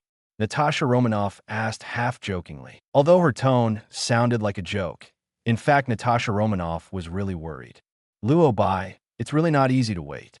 That won't happen very soon," Luo Bai said with a smile. Then he raised his hand and cast time acceleration magic on Polaris. A small green magic circle lit up in Luo Bai's palm. As his palms rotated, the body of Polaris, which was originally just a child lying on the sofa, grew rapidly. It wasn't until she finally returned to her original appearance that Luo Bai stopped casting spells. As for Natasha Romanoff, who witnessed all this with her own eyes, the expression on her face became so wonderful that it could no longer be described as just shock. "Okay, you can go," Luo Bai said calmly. His words brought back Natasha Romanoff's thoughts. The next second, Natasha Romanoff's exclamation sounded throughout the living room. "OMG, I saw that right. You turned a little girl into Lorna?" Luo Bai shook his head and corrected. "No, she was originally Lorna. Then why did Lorna look like a child?" Natasha Romanoff continued to ask. "She broke into the study while I was practicing magic in the morning. I didn't pay attention, and then she became like this," Luo Bai explained. "Morning?" Natasha Romanoff was stunned and suddenly remembered. No wonder she said that Lorna didn't come down after she went up, but a little girl came down instead. Emotions have become like this. What magic is this? It's incredible, Natasha Romanoff asked in surprise. Although she had seen Luo Bai's strength before, she was still shocked. How can a normal person not be surprised when seeing magic? Perhaps because she was too surprised, she continued to ask before Luo Bai could speak. "Did you just use magic to control time? So you mages can control time at will? Can I ask what else your mages can't do?" Natasha Romanoff asked several questions in succession. In fact, as an agent, she is usually very calm and emotionally stable. But now she really can't calm down. So much so that her voice was so loud that it woke up Polaris. When Polaris opened his eyes, he suddenly found Luo Bai and Natasha Romanoff standing in front of him, somewhat confused. She quickly sat up from the sofa and asked puzzledly, "Why did I fall asleep?" Luo Bai replied calmly, "You have to ask Natasha Romanoff about this. She took care of you for a day." "Take care of me for a day?" Polaris was stunned for a moment, and the expression on his face became more and more confused. "I feel like there are suddenly a lot of memories in my mind. It seems that I came to this place when I was 10 years old, and I was taken care of by Natasha Romanoff for a whole day," Polaris muttered. Speeding up time will not change Polaris' original memory. So Polaris still remembers everything he has experienced. It's just that she just woke up and the memory in her mind is not comprehensive yet. It was Luo Bai who reminded her. That memory is not from when you're 10 years old. To put it simply, you suddenly broke into the study this morning. I was practicing magic and didn't pay attention, so you were tricked. Going back in time made you change back to how I was when I was 10 years old. Being reminded by Luo Bai, Polaris completely remembered it. "Yes, that's right," Polaris exclaimed, and then said, "Natasha Romanoff came to you at that time and said that she must see you. That's why I went to the study to find you. I didn't mean to go to the second floor." Polaris was a little panicked at this time. After all, Luo Bai said at the beginning not to go to the second floor unless there are special circumstances. In order to avoid misunderstanding, Polaris will explain in a hurry. But looking at Luo Bai, it seemed that he already knew everything. I understand. But next time, don't open the door to the study at will. Of course, this has something to do with me. I will remember to lock the door. Luo Bai said, I just heard movement in the room, but I didn't see anyone opening the door, so I was a little worried. But I won't be so reckless next time. Polaris apologized quickly. God, who dares to open the mage's door? Fortunately, this time I just changed back to my childhood. What if I turn into a frog next time? Curiosity arose at the thought of the North Star. She couldn't help but asked cautiously, so is it true that the mage can turn people into frogs, just like what they show on TV? Luo Bai was convinced of these people's thinking. Does a mage have to turn people into frogs? Luo Bai didn't answer, but said helplessly, I'm going out with Natasha Romanoff now. You clean up the room. After saying that, he looked at the stunned Natasha Romanoff and asked, Okay, you can go. Natasha Romanoff finally came to her senses at this time. The two walked out the door together. Chapter 035, Have a Meal and Pick Up a Book of Darkness. The two walked out of the villa and got into Natasha Romanoff's car. But until she sat in the driver's seat, Natasha Romanoff's head was still buzzing and she couldn't react. She took a few deep breaths to try to calm down and then started the car. There was a brief silence in the air, but it was quickly broken by Natasha Romanoff. You can actually control time. Can you control the time of the entire Earth? Luo Bai didn't answer, but asked, I'm surprised that you waited for me all day, but I thought you came to me with a mission. Luo Bai's attitude was obvious. He didn't want to talk more.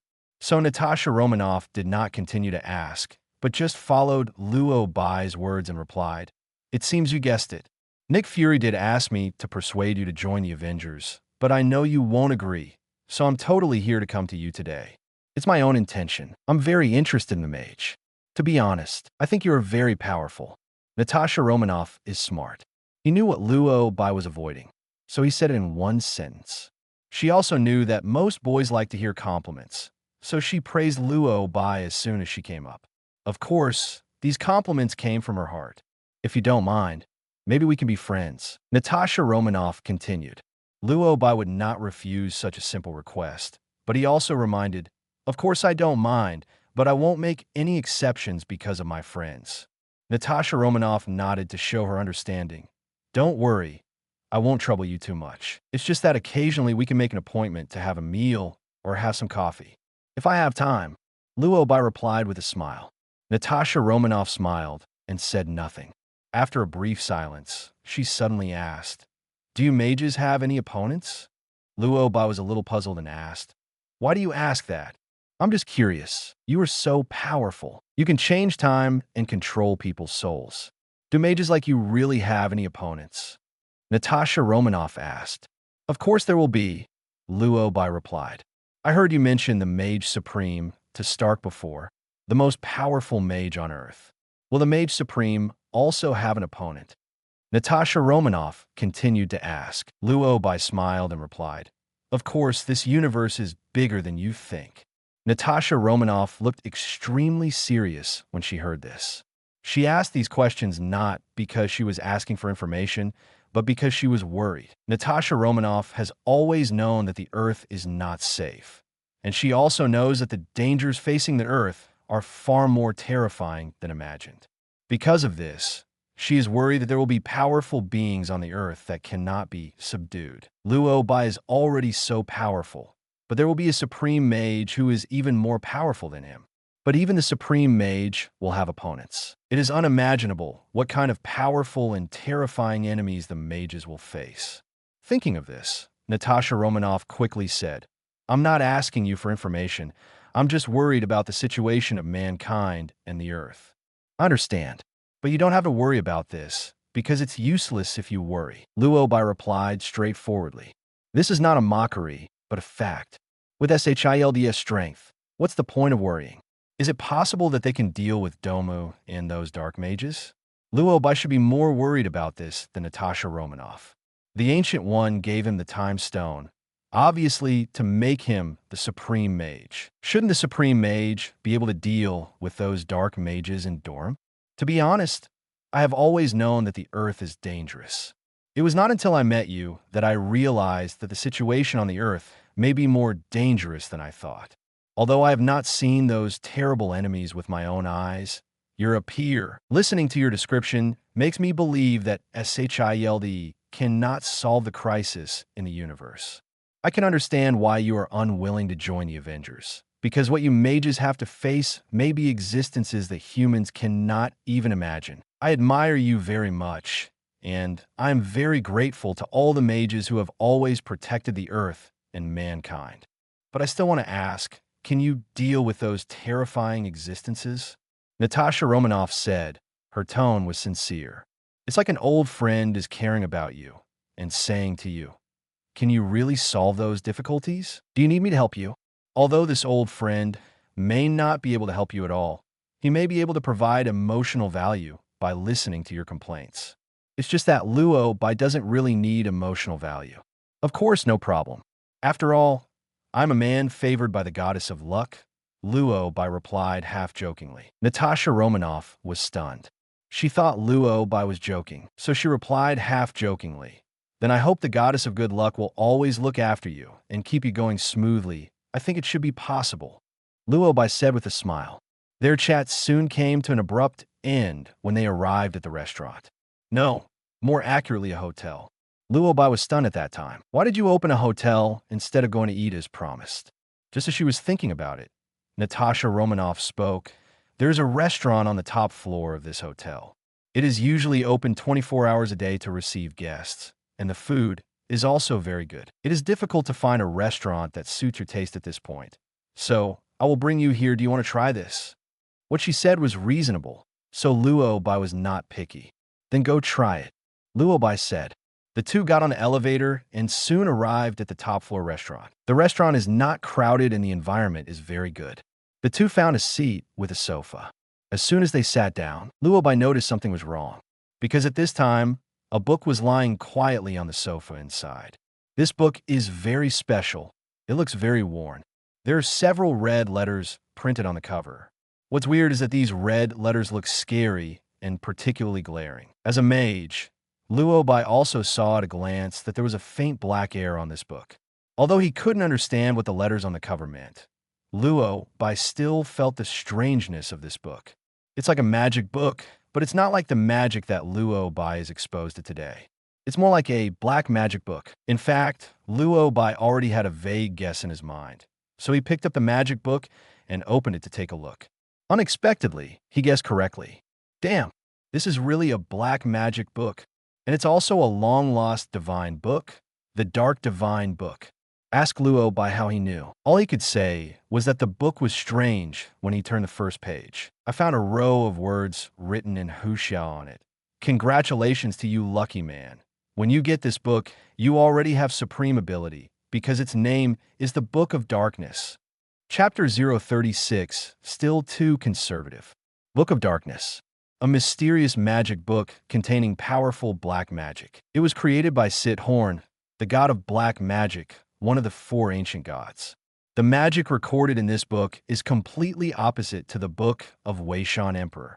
Moreover, the corrupting influence of the Dark God book is strong and can induce people to use the spells recorded in it, although the magic recorded in it is powerful. However, there is no moral restriction on the use of these spells, and everything is centered on achieving the goal.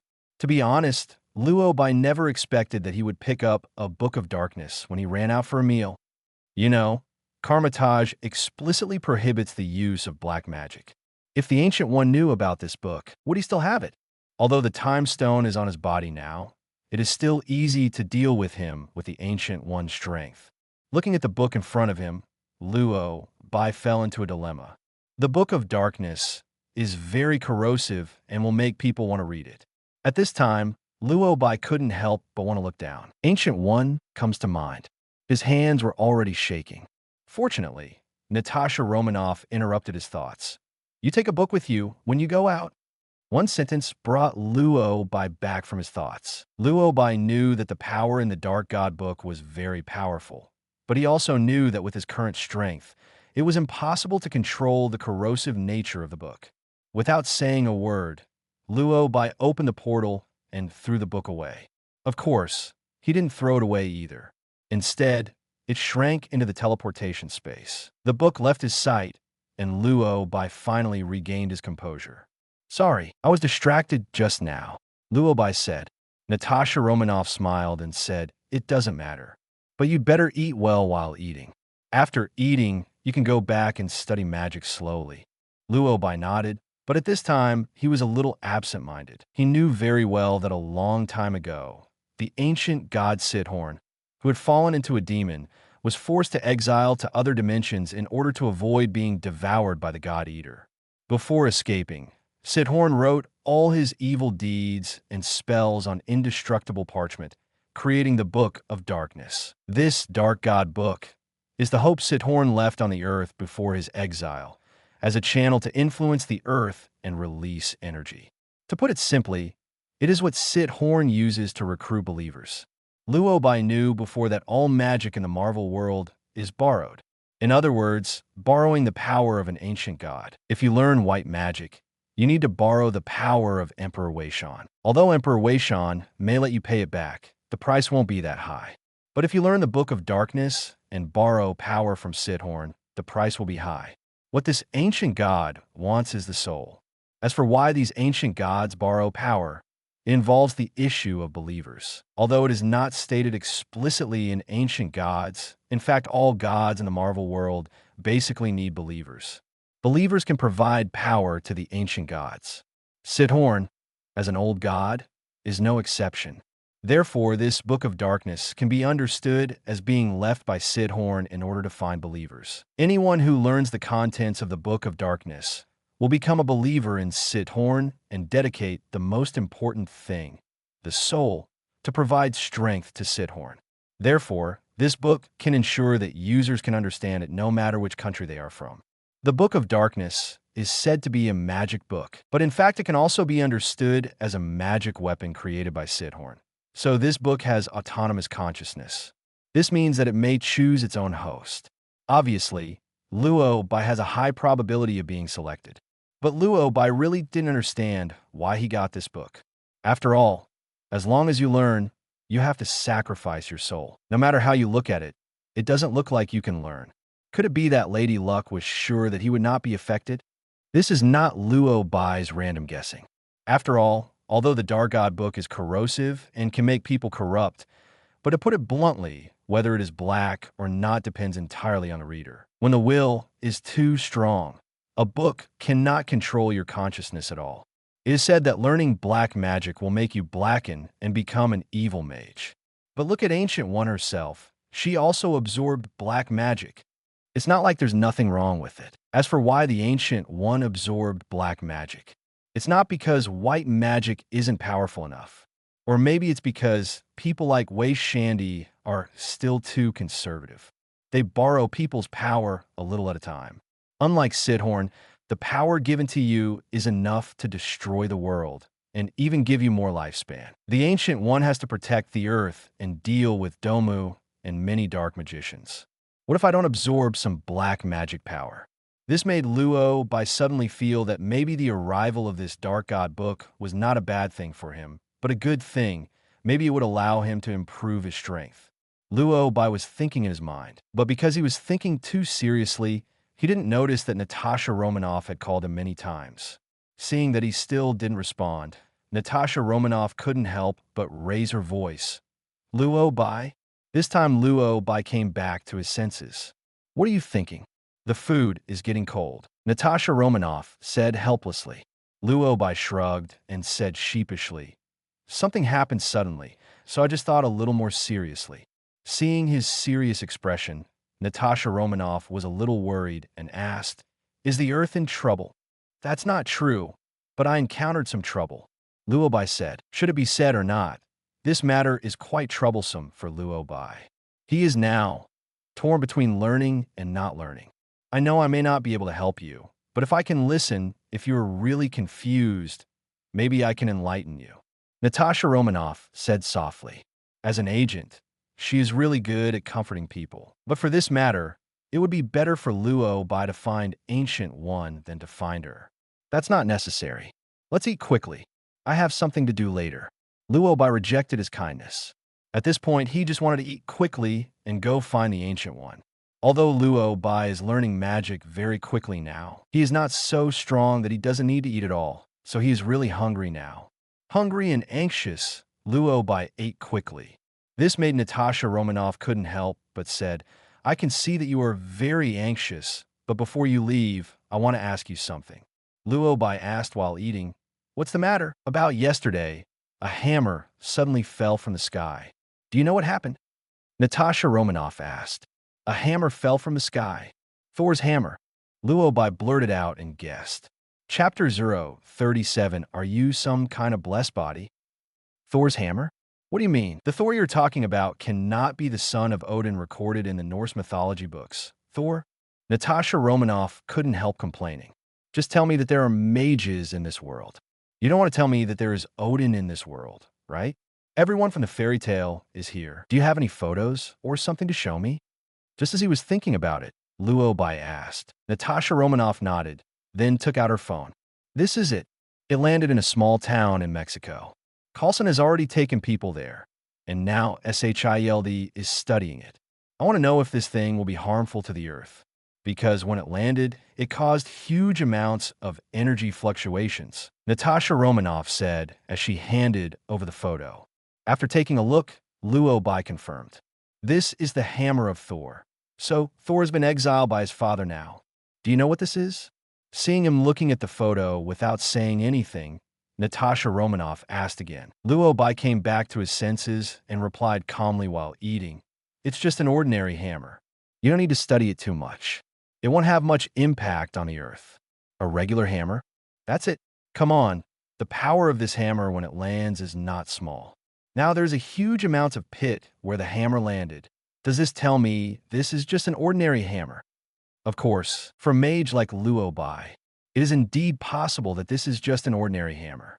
Natasha Romanoff felt relieved when Luo Bai said there was no threat. That's good. We are also worried about whether this is a warning and provocation from a certain race outside the universe to the Earth. Natasha Romanoff explained. That's not the case. Okay, Miss Natasha Romanoff, I'm leaving. Luo Bai finished his dinner quickly and then waved goodbye. This stunned Natasha Romanoff, who originally wanted to speak. She originally thought that if she went to Luo Bai today, she could have a good chat with Luo Bai. Unexpectedly, the two of them chatted for less than half an hour. Are you leaving so soon? To be honest, I'm quite reluctant to leave. Natasha Romanoff spoke with some reluctance. She seemed to want to keep Luo Bai, but Luo Bai was very anxious now. Then just look forward to our next meeting, Luo Bai said. As a yellow circle appears, the portal opens. But in the blink of an eye, Luo Bai disappeared. This scene attracted the attention of the guests in the restaurant. What happened just now? I saw someone suddenly disappeared. I think I saw that yellow circle just now. Wasn't that something that was reported on the news before? It's the Soul Mage. Oh my God. I was eating the same restaurant as the Soul Mage just now. Damn it. I didn't even ask him for an autograph. Instantly, there was a lively discussion in the restaurant. Listening to the discussion around her, Natasha Romanoff couldn't help but smile. He is really a mysterious soul mage who comes and goes without a trace, Natasha Romanoff muttered. Luo Bai left, and she had no interest in eating. Get up and pay the bill. At the same time, Luo Bai had arrived at the main hall of Kamatage. What a coincidence! Ancient One happened to be meditating. Sensing movement, Ancient One opened his eyes. She wasn't surprised when she saw Luo Bai coming. She just got up and poured 2 cups of tea. Master Luo Bai, do you have any problem coming to me? Ancient One said. She handed over one of the cups of tea and then picked up a cup of tea herself. Yes, Supreme Mage, I have a very important question to ask now. Luo Bai said. Ancient One was not nervous and said calmly, Don't be anxious, sit down and talk. Then she guided Luo Bai to sit down. After both of them were seated, Ancient One asked slowly, Did you encounter an unsolvable problem? Luo Bai nodded and said, Yes, Supreme Mage. Ancient One answered calmly. Magic is also called secret art because it contains endless mysteries in the multi-universe. It is normal to encounter problems. You may be able to be patient and feel it, and the energy will guide you. But my problem, it seems that energy can't guide. I have to make my own choice. Luo Bai couldn't help but say, I would like to know what choices you are facing, Master Luo Bai. Ancient One asked. Only then did her eyes show some curiosity. Looking at Ancient One's sincere eyes, Luo Bai took a deep breath. Then he released the teleportation magic and took out the Dark God book sealed in the teleportation space. Supreme Mage, this is the choice I face. Luo Bai said. Ancient One. I was confused at that time. Good guy. Isn't this the Book of Darkness? For a moment, Luo Bai saw Ancient One stunned. Ancient One was not surprised that Luo Bai would come to her. After all, learning magic, which mage wouldn't have problems? Although Luo Bai's talent is strong, it is normal for him to encounter obstacles that he cannot break through. Because of his teaching experience, Ancient One remained calm at the beginning, until he took out the Book of Darkness. Ancient One was confused. I thought you couldn't learn anymore. I didn't expect you to tell me that you were selected by the Book of Darkness. Now the problem is big. Where did you find this book? Ancient One asked. Luo Bai answered truthfully. I was eating in the restaurant, and this book was placed on the sofa. When I saw the book, I realized something was wrong. When I opened it, I realized that it was the Book of Darkness. Luo Bai would give such an honest confession mainly because he believed in leniency in confessing, and he thinks that the Ancient One should understand him. After all, to a certain extent, Ancient One is his master, and Ancient One also has experience in learning black magic, so he believes that Ancient One will give him the correct guidance. Frankly speaking, after coming to the Marvel world, the person Luo Bai trusted the most was the Ancient One. The Ancient One gave him the Time Stone. This alone was enough to make Luo Bai believe that Ancient One really wanted to train him, so he can only seek help from the Ancient One. Perhaps because of seeing the Book of Darkness, Ancient One was stunned for half a second. After all, this book is not so easy to obtain. Ancient One knows very well how many wizards with ulterior motives in the wizarding world want to obtain this Book of Darkness. In order to find it, they do whatever it takes to find it. But you think Sid Horn is a philanthropist? Give it to you if you want it? No, as an ancient god. Others also have requirements for choosing believers. Therefore, it is difficult for most mages to find this book despite all their efforts. Unexpectedly, Luo Bai found him. Although this is a black magic book, it must be said that it is also a magical book. Thinking of this, Ancient One fell silent. After a long time, Ancient One said, I don't know how to help you with this matter. There is really nothing she could do about this. Book of Darkness chose Luo Bai, which means that Luo Bai is being targeted by Sid Horn. It's the same concept as Emperor Wei Shan coming to give Luo Bai a blessing. Now, it's equivalent to Sid Horn giving Luo Bai a blessing. Is Luo Bai some kind of blessing body? So many ancient gods are chasing him to bless him? Thinking of this, the Ancient One explained, I can't help you. Only you can help yourself. The mage will face many choices in this life, and no one else can interfere with all choices and can only rely on the mage himself. This is your destiny. You should choose for yourself. But no one can stop Sid Horn from watching you. Ancient One let Luo Bai make his own choice, which surprised Luo Bai. Supreme Mage, Karmatage ordered to prohibit learning witchcraft and black magic. Aren't you going to stop me? Luo Bai asked. Ancient One didn't say anything, and she didn't know how long it took before she slowly explained. This is a restriction on other mages, but you are the future Supreme Mage. No one can stop you, not even me.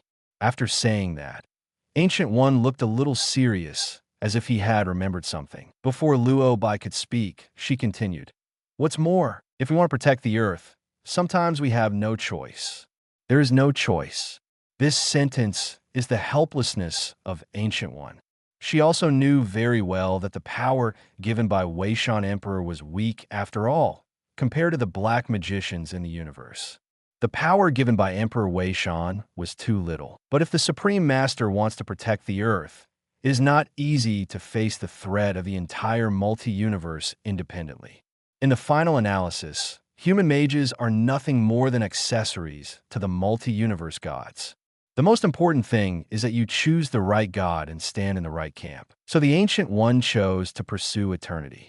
Chapter 038 Ancient One. How about I leave?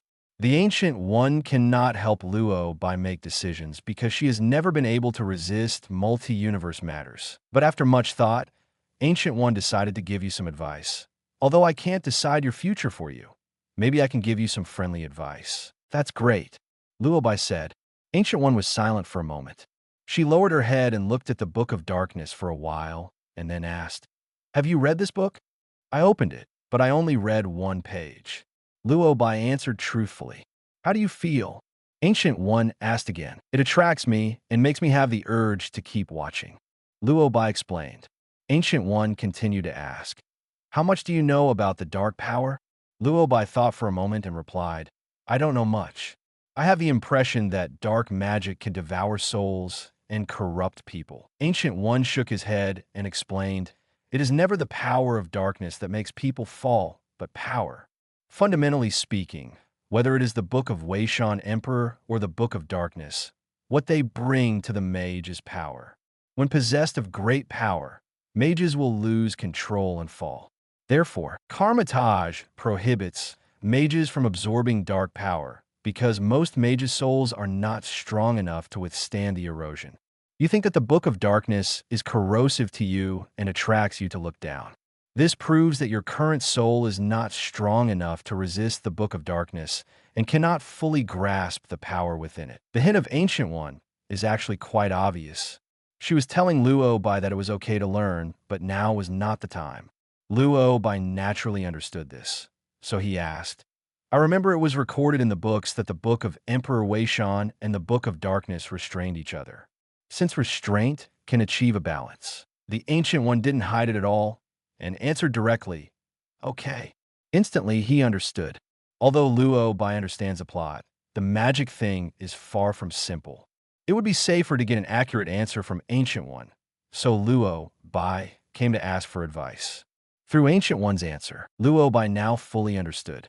To put it simply, as long as you completely master all the magic in the Book of Weishan Emperor, and by cultivating a powerful soul through practice, you can completely control the power in the Book of Darkness and use the power in the book for your own use. Presumably, Ancient One also absorbed the black magic power through this method. As for the matter of sacrificing one's soul, although Luo Bai understood the secret, he still hoped to get an accurate answer from the Ancient One. After all, this has something to do with his future fate and even his life. Luo Bai must be cautious. Thinking of this, he asked again, "Supreme Mage, I still have a question that I don't understand." Ancient One calmly replied, "You asked." To put it bluntly, the power of a mage is to borrow power from the powerful gods in the multi-universe, right? Luo Bai said. Ancient One was stunned for a moment and asked, "Borrow it? Why do you describe it like that?" Luo Bai analyzed carefully. The so-called absorbing power from the multi-universe, obtaining the blessing of the ancient gods, and then exchanging it for a price seems to be no different from borrowing. Ancient One smiled and nodded. It's a strange description, but it can indeed be understood in this way. Luo Bai nodded and then continued to ask, "Whether you borrow energy from Emperor Weishan or other ancient gods, you have to pay it back. But I want to ask the Supreme Mage, if I borrow some energy from every ancient god energy, how? Will you repay it in the end?" Ancient One was silent. Otherwise, they all think the same thing. After all, Ancient One has actually done the questions Luo Bai asked.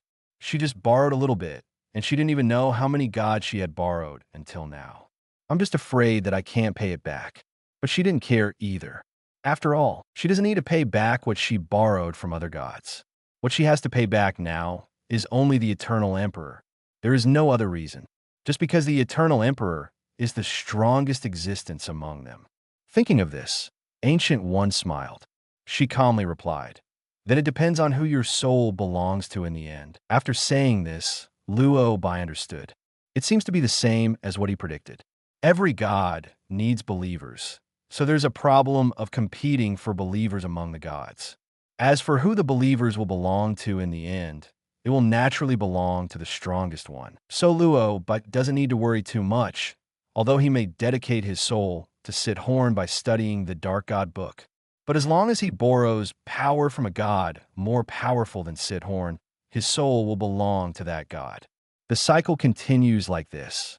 you can successfully complete the nesting doll. In the end, as long as Luo Bai is strong enough, who will own the soul? This question is really hard to say.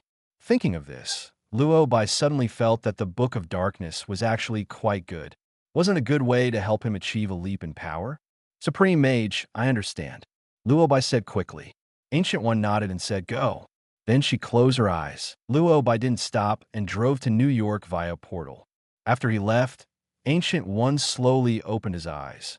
At this time, she was thinking about how lucky Luo Bai was. Not long ago, he was chased by Emperor Wei Shan to give him blessings, and now he is chased by Sid Horn to give him strength. Luo Bai's magic talent is still so high. In time, I can't even think about it. Originally, she was worried that Luo Bai might not be able to face the enemies in the multi-universe alone soon after learning magic, so she stayed at Karmatage. Looking at it now, I wonder if it's time for her to leave. Otherwise, she should go directly to the Eternal Emperor and give Karmatage to Luo Bai. Anyway, with the two gods Sid Horn and Wei Shan Emperor protecting him, Luo Bai should be able to handle most of the problems. Thinking of this, Ancient One spoke slowly. It's time to leave, but we have to find a suitable opportunity. After saying this, Ancient One closed his eyes. At the same time, Luo Bai, who was completely unaware, had returned to his villa in New York, and, sitting in the study, ready to continue learning magic. For Luo Bai, the Book of Darkness is certainly a book that can quickly increase his strength, but without the support of a strong soul, Luo Bai would not be able to withstand it. Therefore, the top priority is to learn all the magic as soon as possible and strengthen Luo Bai's soul so that he can better control the power in the Dark Book. Thinking of this, Luo Bai continued to read the magic book. He locked himself in his room for a whole week. Within this week, Luo Bai finished studying all the magic books he borrowed and successfully opened the mirror dimension. Although he still cannot completely control the power in the time stone, he can freely use most of the time magic. After thoroughly mastering most of the magic, he began to meditate and start a multi-universe journey. There are many ways for mages to train their souls. In addition to enhancing your own energy, another situation is to embark on a multi-universe journey. Chapter 039, Another Bald Head, arrives. The energy contained in the multi-universe is far more powerful than the Earth. So many mages will start multi-universe travel after mastering this knowledge. The universe of the Marvel world can be roughly divided into single universe, multi-universe, super universe, and omnipotent universe. In Karmatage, most mages can only travel to a single universe, which simply means teleporting through space within a universe to a designated destination. There are not many mages who can travel to multi-universe, and only a few great mages in Karmatage can barely do it. Of course, given Luo Bai's current strength, he is already very proficient in traveling through the multi-universe. So what he is training now is not his physical body, but his spiritual body, also called his soul. The soul travels through the multi-universe. So far, only the Ancient One can do it in Karmatage, and only the Ancient One can do it. After all, the soul is much more fragile than the body. The multi-universe contains too much energy, and ordinary souls cannot withstand the impact of such a large amount of energy. But in order to train his soul, Luo Bai could only do this. Luo Bai was greatly shocked when he tried it for the first time. The soul stayed in the multi-universe for less than a day before it couldn't bear it anymore.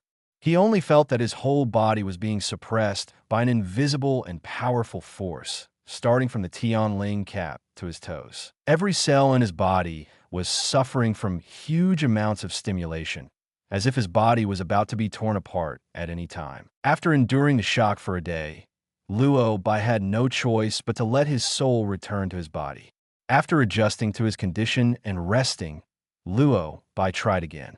After trying again and again for 20 times, Luo Bai finally withstood the pressure and began to try to move deeper into the multi-universe. The passage of time in multi-universe is somewhat different from that on Earth, so Luo Bai doesn't know how long he has been practicing, until he noticed that there seemed to be some movement downstairs, as if Polaris was arguing with someone. This made Luo Bai a little strange. Polaris should be the only person in this house, right? Who would she quarrel with? Considering that he had been practicing for so long, Luo Bai really planned to relax. He stood up, opened the door, and walked down to the second floor. As soon as I arrived on the second floor, I saw Polaris standing outside the door as if talking to someone, and he was very excited. Because of the excitement, the metal in the room kept shaking. Even the ceiling chandelier began to shake. "Lorna, what are you doing?" Luo Bai shouted. This sound instantly silenced the room. Polaris turned his head, and the anger on his face instantly turned into excitement. "Master Luo Bai, you are finally out." After saying this, I don't know when I thought he went in. Thinking of this, Luo Bai couldn't help but complain. "What does it mean, finally?" Polaris said excitedly. "I have calculated that it has been a full month since I last saw you." Luo Bai, 1 month. Has it been so long? Luo Bai couldn't help but ask. "Yes, look what day it is today," Polaris said. Luo Bai picked up the phone and glanced at the time. "Boy, it's really been a month." "No way. The passage of time in a multi-universe is a little different from the passage of time on Earth." Although Luo Bai didn't feel like he had traveled for a long time, a whole month had actually passed on Earth. This is really unexpected. "So, have you stayed and studied this month?" Polaris asked. Luo Bai thought for a while and said, "No. In fact, I will go on a trip later." "Travel?" Polaris was shocked. Her eyes widened. Obviously, she had misunderstood. "Master Luo Bai, I have been guarding you in the house for a whole month. I dare not leave even half a step for fear that you can't find me. If you go on a trip, please tell me. I can at least give myself a holiday," Polaris said, a bit aggrieved in his tone. "Actually, I didn't know it had been so long." "All right," Polaris sighed. Who makes Luo Bai the creditor? She had no choice but to suffer. "By the way, has anyone come to see me this month?" Just as he was thinking about it, Luo Bai suddenly asked. Polaris nodded quickly. "Yes. Mr. Stark, Natasha Romanoff, and a braised egghead have all come see you. But I don't dare to disturb you on the second floor, so I told them that you have something to do and can't see anyone for the time being." After the last lesson, Polaris now dare not even take a step up to the second floor, let alone let others go to the second floor. She was afraid that Luo Bai would accidentally turn her into a frog. Luo Bai also understood, and was glad that she didn't let anyone else disturb him. Otherwise, he really wouldn't be able to carry out soul-strengthening training so smoothly. Thinking of this, Luo Bai couldn't help but praise. "You did a good job, Lorna. But who were you talking to just now?" Hearing his question, Polaris asked nervously. "Did I disturb you, Master Luo Bai?" "That's not true. It's just that I think your situation is not particularly good," Luo Bai said. Polaris didn't seem to want Luo Bai to know who the visitor was. She blocked the door with her body and then opened her mouth in panic. "There is no Master Luo Bai, just a few people asking for directions," Polaris said as he tried to close the door. But a voice sounded outside the door. "Hello, sir. My name is Charles. You can also call me Professor X. I want to come in and have a chat with you, okay?" Professor X.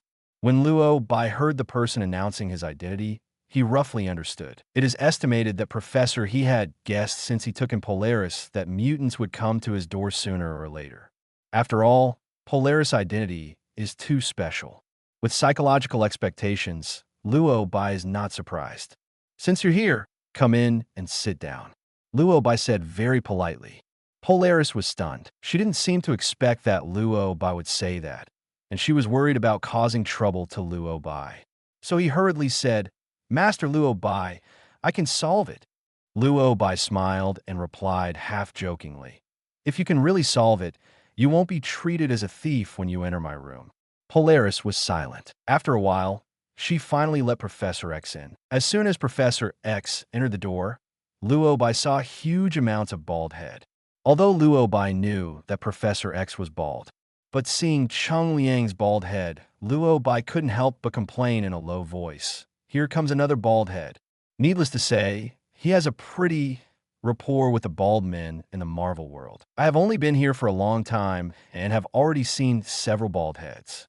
His voice was not loud, and Professor X didn't know whether he heard him clearly. But Professor X asked, "What?" Luo Bai shook his head and replied, "Nothing." "Hello, Professor X. Tell me, what do you want to talk to me about?" Luo Bai said as he sat on the sofa. Professor X approached him with a wheelchair, and there were several X-Men standing behind him. Luo Bai was not particularly sure about the identities of some of the policemen, but one of them, Jean Grey, Luo Bai recognized at a glance. Chapter 040, The Power of the Phoenix. The red-haired beauty standing behind Professor X is Jean Grey. Luo Bai would pay attention to her entirely because of the power in her, the power of the Phoenix. Because of this, Jean Grey is also nicknamed Phoenix Girl. Speaking of the Phoenix power, Luo Bai has to mention it. No one knows where the Phoenix power comes from. They can only roughly guess that it comes from the original universe, was born at the beginning of all things, is an immortal chaos, eternal but impermanent existence, and is also the sun of the universe. After hearing this description, it becomes clear how terrifying the Phoenix power is. This power is so powerful that it is formidable. The passion of the Phoenix can be turned into the Phoenix's judgment, which can be used to regenerate or destroy everything in the universe, even the original universe. Although listening to the name, many people will think that the Phoenix Force may be just a kind of power. But in fact, it is a powerful force with self-awareness. Generally speaking, it is difficult for power to give birth to consciousness. But the Phoenix Force is different. It has had consciousness since its birth and has a very powerful autonomous consciousness. So the Phoenix Force will choose its host independently. The power of the host can better display the Phoenix Force. And in the original multi-universe, Jean Grey is the most suitable host for the Phoenix Force. So, the Phoenix Force approached Jean Grey. Perhaps it is because Jean Grey has not fully grown up yet. Although Luo Bai can feel the power of the Phoenix now contained in her body, it is obviously suppressed. It should be Jean Grey who suppressed the Phoenix power herself, but the culprit who caused her to suppress the Phoenix power should be Professor X. After all, this bald head is not simple. The reason why Professor X was able to become the founder of the X-Men and have so many mutants serve him loyally. Not only because he is rich, but also because he is originally a very powerful mutant. He has the ability of telepathy and mind control and can read other people's thoughts and memories, manipulate other people's actions, and even connect everyone in the world through a brainwave enhancement machine. Although Professor X was not originally a bad guy, he was even called a superhero. But Luo Bai didn't like this bald man. After all, who would want someone to control their own consciousness and read their own memories? This is no different than an invasion of privacy. "Hello, sir. I heard Polar Star just called you." Luo Bai, right? Just as he was thinking about it, Professor X suddenly spoke. Luo Bai replied, "Correction, it's Master Luo Bai." "Okay, Master Luo Bai."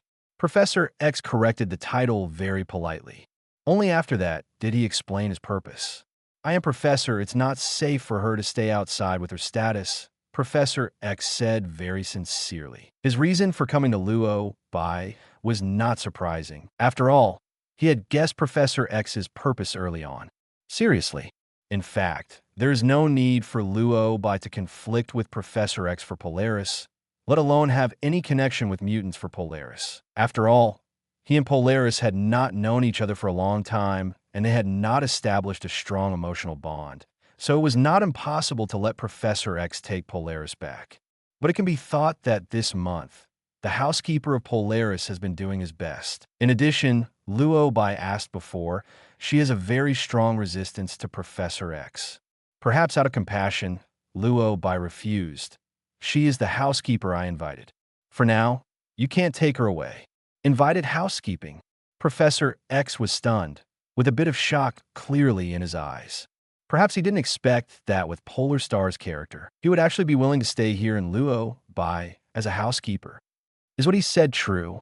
He was too shocked, so Professor X turned around and asked Polaris. Unexpectedly, Polaris hardly hesitated and answered very firmly, "Yes, I am the housekeeper hired by Master Luo Bai, so I can't go back with you."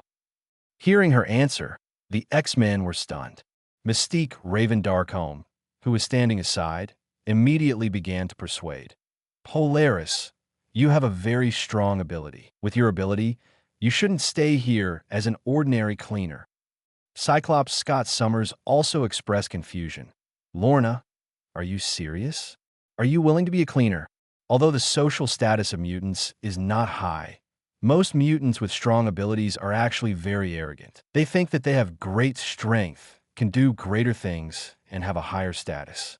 So the members of the X-Men were shocked by Lorna's choice. Lorna, in your opinion, we X-Men are worse than an ordinary housekeeper? Cyclops asked, very unconvinced. His words made Luo Bai very dissatisfied. I don't agree with what you said. Is it embarrassing to be my housekeeper? Luo Bai complained. Come on. He is the chosen mage with extraordinary talent and full luck. Or the future Supreme Mage. How embarrassing is it to be the Supreme Mage's housekeeper? Just as he was thinking about it, Cyclops responded, Of course. No matter how you look at it, being an X-Men is better than being a housekeeper. As soon as he finished speaking, he was opposed by Polaris.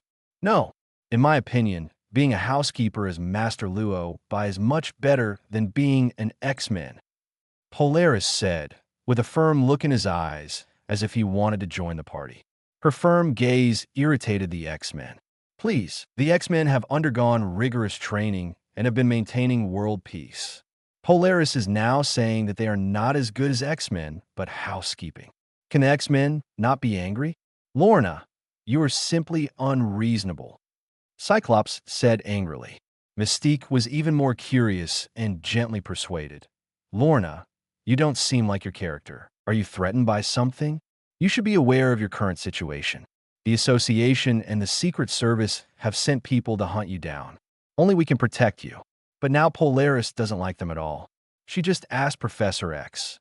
You said you can protect me. How can you protect me? Professor, are you actually willing to cooperate with them? How can you expect me to trust you? Polaris was furious. Anger affected her mood, and she became restless and irritable. The power in her body was surging wildly, as if she was about to burst out with terrifying energy in the next second. Chapter 041 Mirror Realm Unfold. Polaris originally had mental problems. Now being stimulated by them reminds me of bad memories, and my emotions are out of control in an instant. But Professor X is good at comforting people. Seeing that Polaris was about to lose control, Professor X quickly comforted him. Lorna, I know your anger. I know your hatred. They made you lose a lot of friends, so you want to fight back. But I know that you are kind in nature, and you hope that mutants can have fair treatment in human society.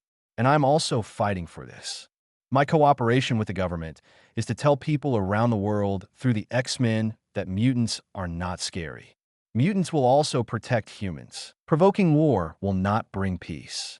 Only by proving to humans that we mutants are no threat can we bring peace and allow mutants to have equal treatment. Professor X gently persuaded him, trying to reason with Polaris. But how could Polaris listen to it now? Do you think what you did will move them? No.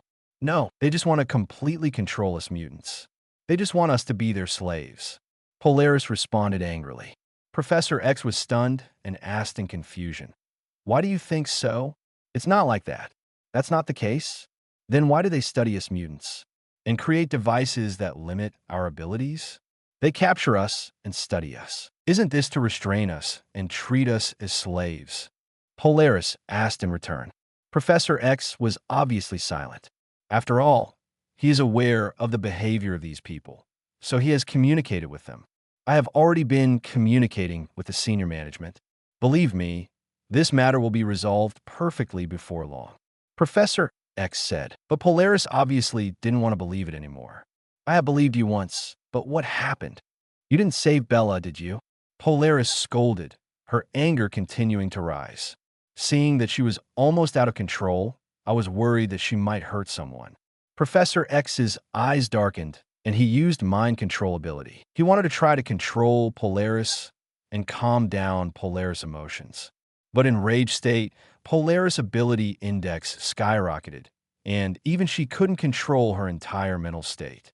How could Professor X control her so easily? Don't control me anymore. Polaris roared. Green light enveloped Polaris, and her body was slowly rising. Seeing Polaris becoming uncontrollable, the X-Men on the side all assumed fighting postures, as if they were ready to take action at any time. Professor X immediately said, "Don't do it. I'll try again." After saying that, he was ready to continue using ability to control Polaris. Just now he underestimated the mental state of Polaris rage, so he didn't use too much power. But at this time, Professor X had no intention of leaving any room. Seeing him preparing to use ability again, Luo Bai spoke. "Polaris, calm down."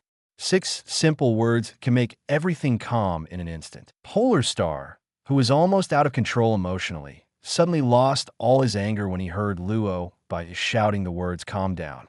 Polar Star has followed Luo Bai for so long and has seen Luo Bai's strength with his own eyes. She knew very well how terrifying Luo Bai was, and she remembered what Luo Bai had said. If she cannot control her emotions and causes bad consequences, she will be locked up in a little dark room. Polaris has never been to the Black Room, but she knows that the majesty of the mage cannot be challenged. "Master Luo Bai, I didn't mean it," Polar Star said quickly. "I know. It doesn't matter. I'll take care of it." Luo Bai comforted her. The next second, click, click, click, click, click, click, small sounds sounded around like the sound of breaking glass. As the sound sounded, the surrounding environment changed in the next second. Everyone seemed to be in a new world, wonderful and science fiction. This is Luo Bai's mirror space. Mirror space. Karmatage's space magic. The user must have a strong store of magical energy to create it. There are differences in the mirror space created by each mage, because the mirror space is equivalent to a field. In this field, the mage can change everything in the field at will, all based on his own imagination. Since every mage has a different imagination, the mirror space created by each mage will be different. So Luo Bai's mirror space is naturally different from ancient ones. In fact, mirror space is not a very advanced magic in the eyes of powerful wizards. But now Professor X and those members of the X-Men do not understand mirror space. They were only curious and shocked by the sudden changes around them. "What is this?" Mystique asked in surprise, looking at the surrounding environment. "Mirror space, my domain," Luo Bai replied calmly. As soon as he finished speaking, the ground where Professor X and the others were standing suddenly split open for some unknown reason. Without enough time to react, Professor X and others quickly fell downwards. When they reacted, they discovered that they had already reached an altitude of 10,000 feet and were descending rapidly with their faces on the ground. And underneath is the ground, the cement floor. At this moment, everyone panicked, falling from an altitude of 10,000 meters. Even if they are mutants, there is no way they can survive safely. Because of this, they are now somewhat eager to find a way to get a buffer. But there is no way. Everything around seemed unreal. They can't catch anything. They can't catch anything. They were about to fall to the ground. Unexpectedly, they were about to fall to the concrete floor. The ground is cracked. And then they experienced the same thing again. He fell from the sky again. X-Men, oh my God. Professor X, I'm convinced. Amidst the shouts of several people breaking down, they fell in the air for who knows how long, and the last few were finally caught firmly by a stone step. Oh shit, can you believe it? I just fell for 10 minutes. For a moment, I thought I wouldn't live long. It wasn't until they stopped falling that a few people finally recovered and couldn't help muttering. But Professor X said nothing at this time because he was just stunned. No, he is a disabled person after all. Has anyone ever considered his feelings? Professor X broke down and shouted in his heart, but on the surface he pretended to be calm.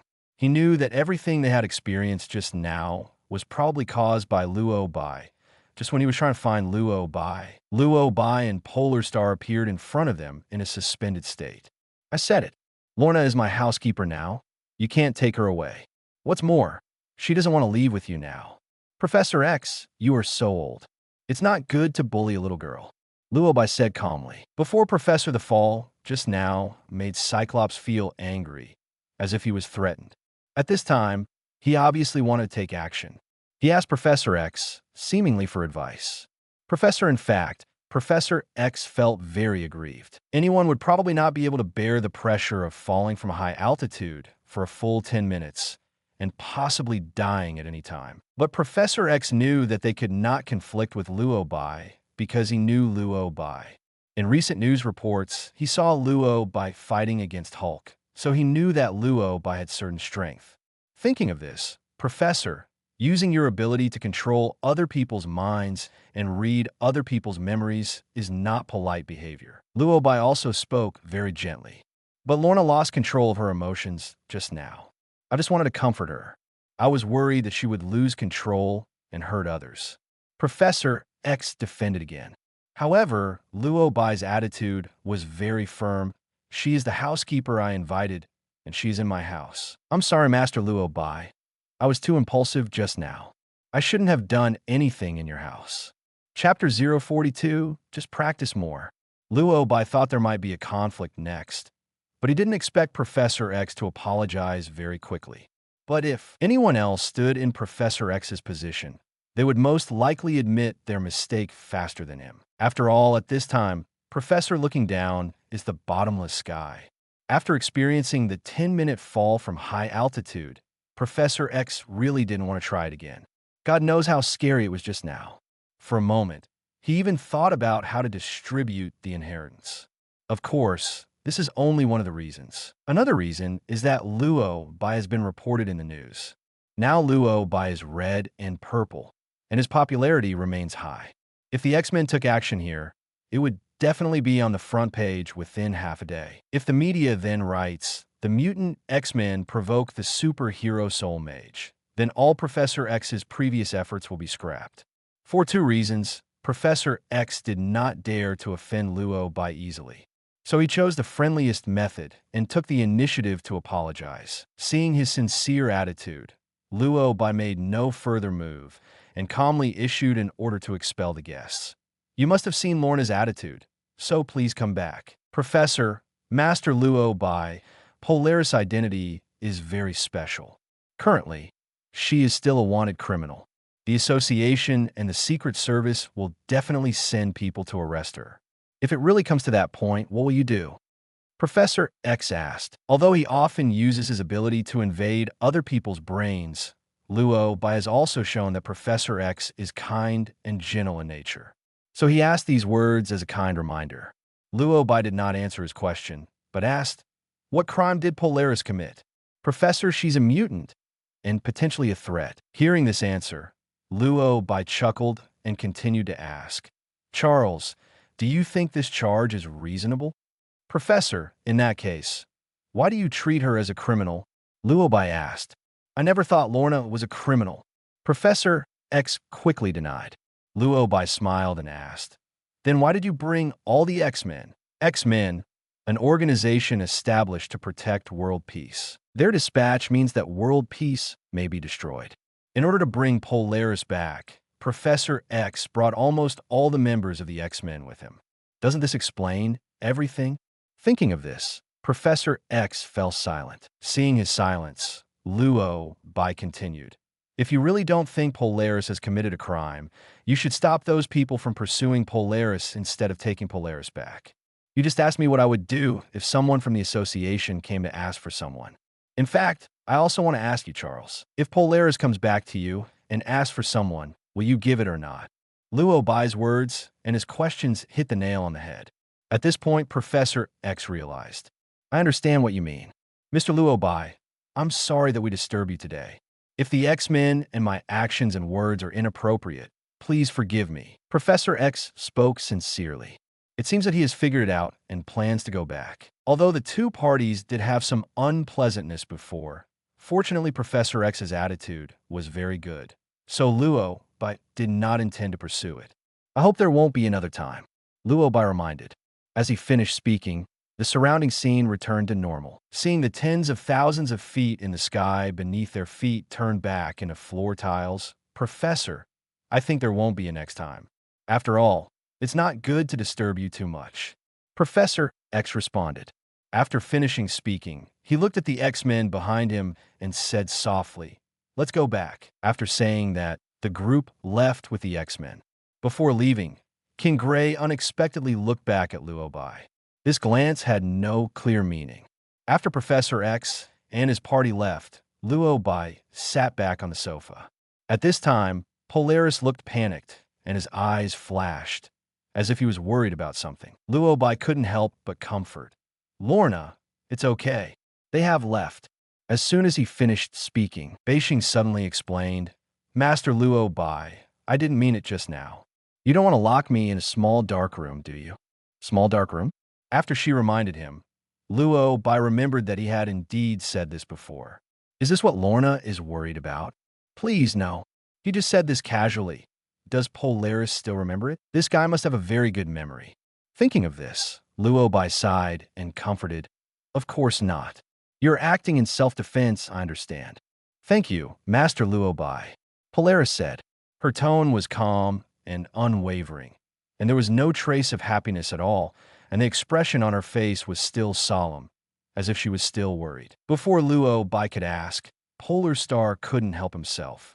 She suddenly raised her head and apologized to Luo Bai with a guilty look on her face. Master Luo Bai, I'm sorry. I have caused you trouble. Luo Bai understood why she apologized, but he didn't take it to heart at all, so he replied casually, If it's troublesome, I won't keep you as a housekeeper. He knew the identity and situation of Polaris early on, so he naturally chose to keep Polaris because he didn't care at all. But Jiexing still felt guilty and uneasy, so he couldn't help but said, What professor, I like trouble, but I might still cause trouble for you later. Her identity destined her life to be unstable, and everyone close to her would be affected by her. Although on the surface, Luo Bai and Polaris have an employment relationship.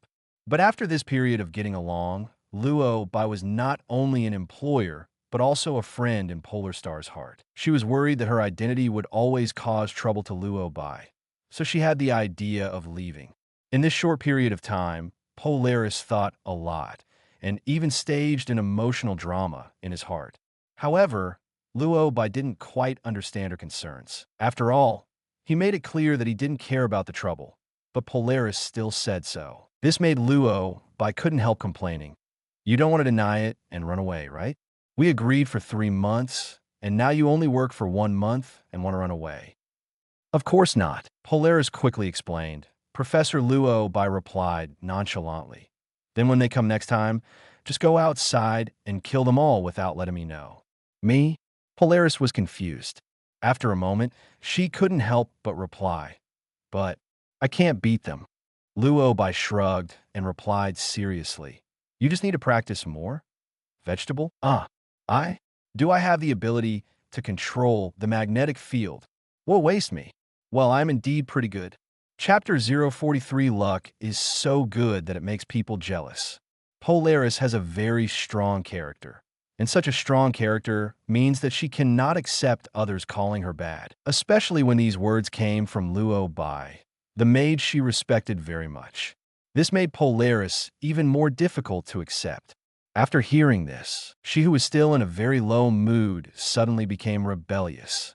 A pair of light green eyes were filled with dissatisfaction, but she was still unconvinced. Unfortunately, Lorna couldn't refute. After all, she's really good now. She can't deal with the X-Men, and she can't deal with the Mutant Association. So how can she be useless? Thinking of this, Polaris took a deep breath and responded with almost gritted teeth. Master Luo Bai taught me that I am indeed quite good. Seeing her stiff expression, Luo Bai raised his eyebrows and asked, Why, you seem unconvinced. The little girl got into a mood and lowered her head and replied firmly, No. Luo Bai laughed and complained. The 4 basic natural forces of the universe are the strong force, the weak force, the electromagnetic force, and the universal gravitation. You have the ability to control the magnetic field, but in the end, even these people can't handle it. Isn't that good enough? Polaris, people are going to be PD off. Although she had never dared to refute Luo Bai, she was so angry that she couldn't help but refute. That's because I have a mental illness, so it's difficult to control my ability. As soon as he finished speaking, Luo Bai asked, But you have never practiced, have you? You know that you are a mutant and in a very dangerous situation. Why don't you train your ability well? Polaris was speechless for a moment. After all, what Luo Bai said is right. Why don't you practice cooking more? Thinking of this, Polaris suddenly looked firmly and said, I will train my ability well in the future. Next time I will deal with them before they come, and I will never cause you any trouble. Luo Bai smiled faintly and responded jokingly, You still have to work? Don't practice it because no one in the family will do it. Okay, I understand. Polaris responded.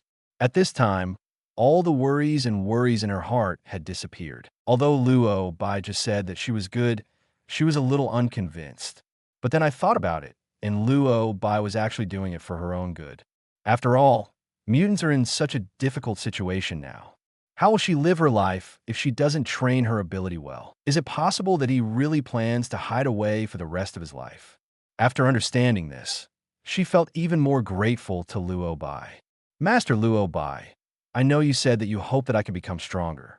Thank you for protecting me in front of Professor, the determination to become stronger. After saying that, before Luo Bai finished speaking, she asked again, Master Luo Bai, do you have anything else to do now? If there is nothing else, I want to practice my ability first. Go! Luo Bai waved his hand. Polaris walked into the room and closed the door before starting to train his ability. While practicing, she kept mumbling, I must practice hard. Let's see who dares to challenge me in the future. When Polaris said this, his voice was not loud, but Luo Bai still heard it. After all, he had been training for a month and had made qualitative improvements in all aspects. It's normal to have better hearing. Hearing Polaris's complaints, Luo Bai couldn't help but raise the corners of his mouth. Needless to say, it is actually quite good to have someone to accompany you in a different world. It's just that his rest time has come, and it's time to continue practicing his soul. Luo Bai planned to go back to the study, but unexpectedly the doorbell rang at this time. Just as he was about to open the door, the next second he felt a force surge in the room, and the door was opened. Polaris, like her father, can control magnetic fields and metals. So it's easy to open a door with ability. But she had never used it before, so Luo Bai almost forgot that she still had this skill. This skill is good and very practical. Luo Bai nodded in praise. The next second I heard a familiar voice outside the door. That's weird. Why is there no one? From this voice, it was obvious that the person coming was Stark. He seemed to be confused as to why no one opened the door for him today, but the door opened by itself. He walked into the room with curiosity and saw Luo Bai sitting on the sofa. Stark's brows stretched. The confusion turned into excitement, and Stark cheered excitedly. Oh, well, my friend, I finally see you again. Where have you been this month? Going on a trip. Luo Bai said. Travel? Where did you go? Stark asked. Luo Bai thought for a while and then replied, Go to the universe. At this time, the expression on Stark's face was very wonderful. Well, the life of a mage is indeed beyond our understanding. Stark shrugged and spoke helplessly. Others are traveling, and at least they are still on Earth. Luo Bai tourism. No one is on Earth anymore. No wonder I can't see anyone else. Of course, Stark didn't pursue this matter too much. He just sat down on the sofa and asked curiously, Where's your housekeeper? Where did he go? In the room. Luo Bai explained. Stark nodded and then shouted, Miss Lorna, could you please give me a drink? As soon as he finished speaking, Stark saw a green, aurora-like light emerging from the room. The green aurora surged towards the dining table. Stark was stunned when he saw this and couldn't help but ask, What is this? As he asked, he looked along the green light until he saw green aurora open the refrigerator door, take out a can of Coke, and put it on the table in front of him. Stark finally realized something was wrong. OMG, shit, did I see a ghost? Luo Bai, what magic did you use? Stark was so shocked that he couldn't help but ask several questions in succession. Luo Bai understood his shock, so he responded calmly, It's not me. It's Lorna. Lorna? Stark didn't understand. Luo Bai explained. In fact, she is a mutant and can control magnetic fields and metals. She is working hard in the room to practice her ability. What the hell? Can you control magnetic fields and metals? Seriously? Stark was stunned. He originally thought that Luo Bai was lucky enough to find a young, beautiful, and obedient girl to be his housekeeper. Unexpectedly, The housekeeper Luo Bai was looking for had such a powerful ability and could control the magnetic field. Thinking of this, Stark couldn't help complaining. Friend, your luck makes people a little jealous. Can you find one for me next time? Chapter 044 Luo Bai, the famous hero mentor. Stark was truly envious. Why can't he find such a good-looking, obedient, and powerful housekeeper? Thinking of this, Stark said very sincerely, Luo Bai, I think the relationship between us should be good. You won't refuse such a small request from me, right? Looking for a housekeeper similar to Polaris? To be honest, this is quite difficult. Tony, you're too difficult for me. Luo Bai couldn't help complaining. Is it difficult? Stark asked in surprise. You just need to ask Polaris if she has any female friends who want to do housework. Polaris is so good. Her friends should not be much different, right? Luo Bai thought for a moment and then spoke hesitantly. That's what I say, but Polaris' identity is actually quite special. Special. Tony frowned and couldn't help but ask, what's so special? I just said that she is a mutant. Luo Bai said, mutants? I don't know about mutants, but I've heard of them. Stark muttered, mutants have not been alive in this society for more than a day or two, and mutants have been in the news before, so Stark knows more or less. I heard that mutants are a group of special humans whose genes have mutated. They have very powerful humans and do evil everywhere. For example, the Magneto incident that made the news. Stark explained, seeing that he had some misunderstandings about mutants. Luo Bai explained, actually, mutants are not all bad people. They're just like humans. They have good and bad. Of course, I understand it very well. Although the news has been preaching that mutants are evil before, I have never believed it. You know, those congressmen like to do this. When I created the Iron Suit, they also said that I would destroy the world. Peace. Stark shrugged and complained indifferently. Stark has always been very dissatisfied with the top management of Country M, mainly because he was publicly criticized by members of parliament. He knows those people's urine habits very well, and with an obedient housekeeper like Polaris, Stark has always maintained a neutral attitude towards mutants. But he didn't understand how harsh those people were towards mutants. So Luo Bai couldn't help but remind him. You also know that the higher-ups have been squeezing mutants. So if you hire mutants as housekeepers, you will run into a lot of trouble. For example, just now, the X-Men came to the door.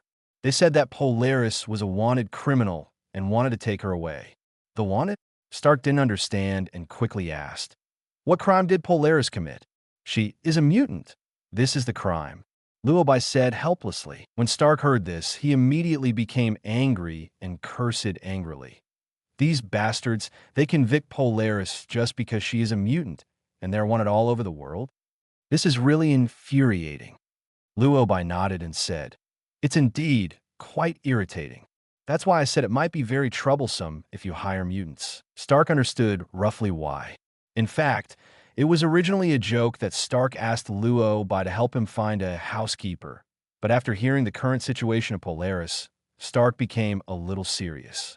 You just said that the X-Men came to see you before and want to take away Polaris? Stark asked.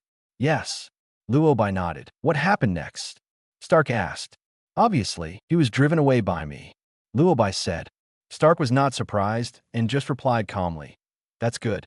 But to be honest, Polaris is still a wanted criminal. With such a title, there will be many people who will come to trouble her in the future. Of course, Luo Bai knew this, so he asked, do you have any good ideas, Tony? Although Luo Bai is not worried that someone will cause trouble in the future, the status of wanted criminal is indeed quite troublesome. It would be nice if it could be properly resolved.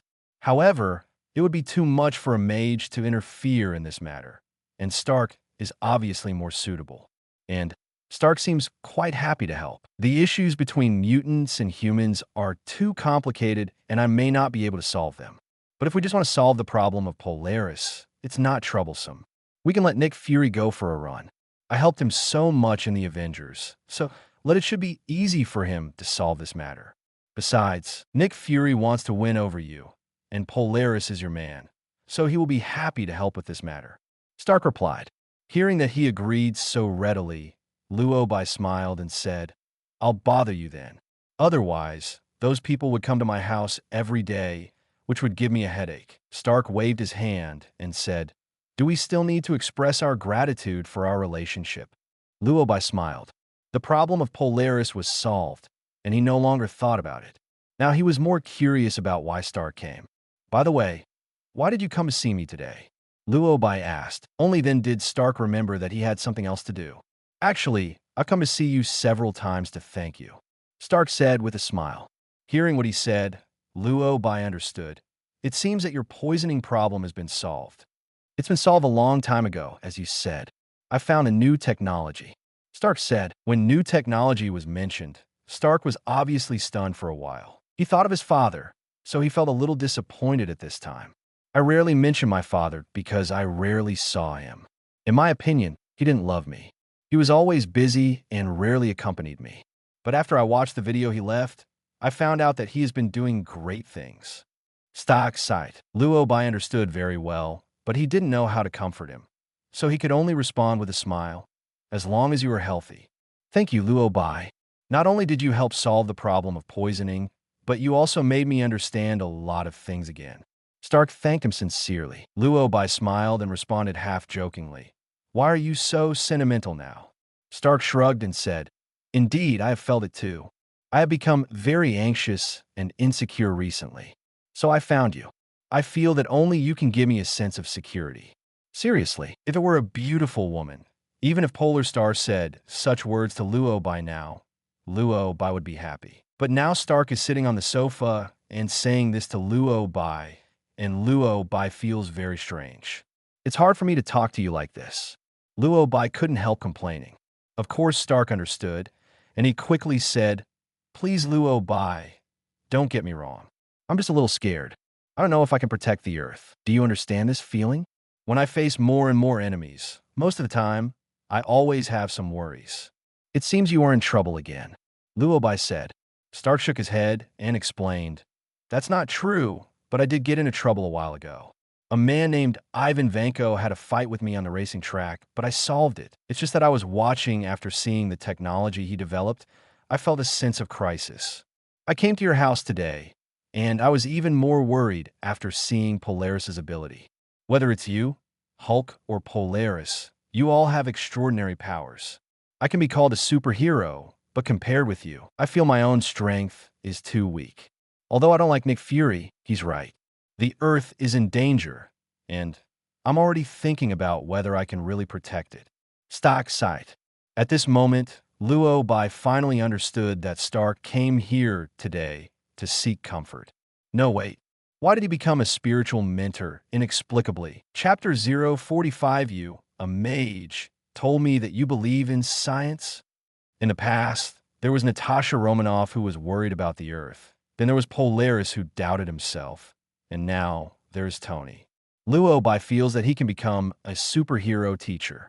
In the future, a class will be open to train the growth of these superheroes. Thinking of this, Luo Bai couldn't help but smile in comfort. "Tony, I don't think you need to worry too much. You can do better." "I don't know what I have to do to get better," Stark said helplessly. He is already working on upgrading his steel suit. But the enemies he encountered were far more powerful than he knew. Now he doesn't know what to do to get better. Luo Bai can also understand this. After all, technology develops slowly, and Stark has the latest technology in Country M. But he also needs to explore and research step by step. If he is alone, he will have to go through a long research process. During this process, many existences will appear on Earth that subvert Stark's knowledge. It's perfectly normal for him to fall into self-doubt. Now that Stark has come to find him, Luo Bai thinks that it is not impossible for him to give him some guidance. For Luo Bai, the advantages of cultivating several powerful superheroes outweigh the disadvantages. Thinking of this, Luo Bai couldn't help but ask, "Do you have a rough plan for the upgrade content of your suit?" Stark nodded and said, "Of course. The previous suit could not withstand high-altitude icing, so I improved it. The suit was too clumsy, so I changed the material. When I fought with Ivan, although I won the battle, but I find the current suit to be too stupid. The 5 Malawian Quatches I made before was a portable armor. During the battle, I found that the villains would not wait for you to transform before fighting you. Moreover, the MK5's defense was also very poor, and the suit was scrapped after the fight. So I researched the current suit 6 Malawian kwaches is produced. It is made with new technology and new energy. But to be honest, I'm still not satisfied. I asked Ethan about it, but Ethan didn't have any better suggestions. After finishing speaking, Stark sighed. Now Luo Bai finally understood. So you want to upgrade your armor, but you don't know how to upgrade it, right? Luo Bai asked. Stark nodded and said, No more novels? Take part in the voting.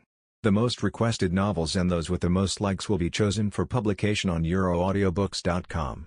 There, I can upload as much as I want without the risk of receiving a strike. Our 18 novels and other content that exceed what is morally acceptable are only published on Patreon or the free novels page. Remember, the site is funded by donations on Ko-fi and Patreon memberships.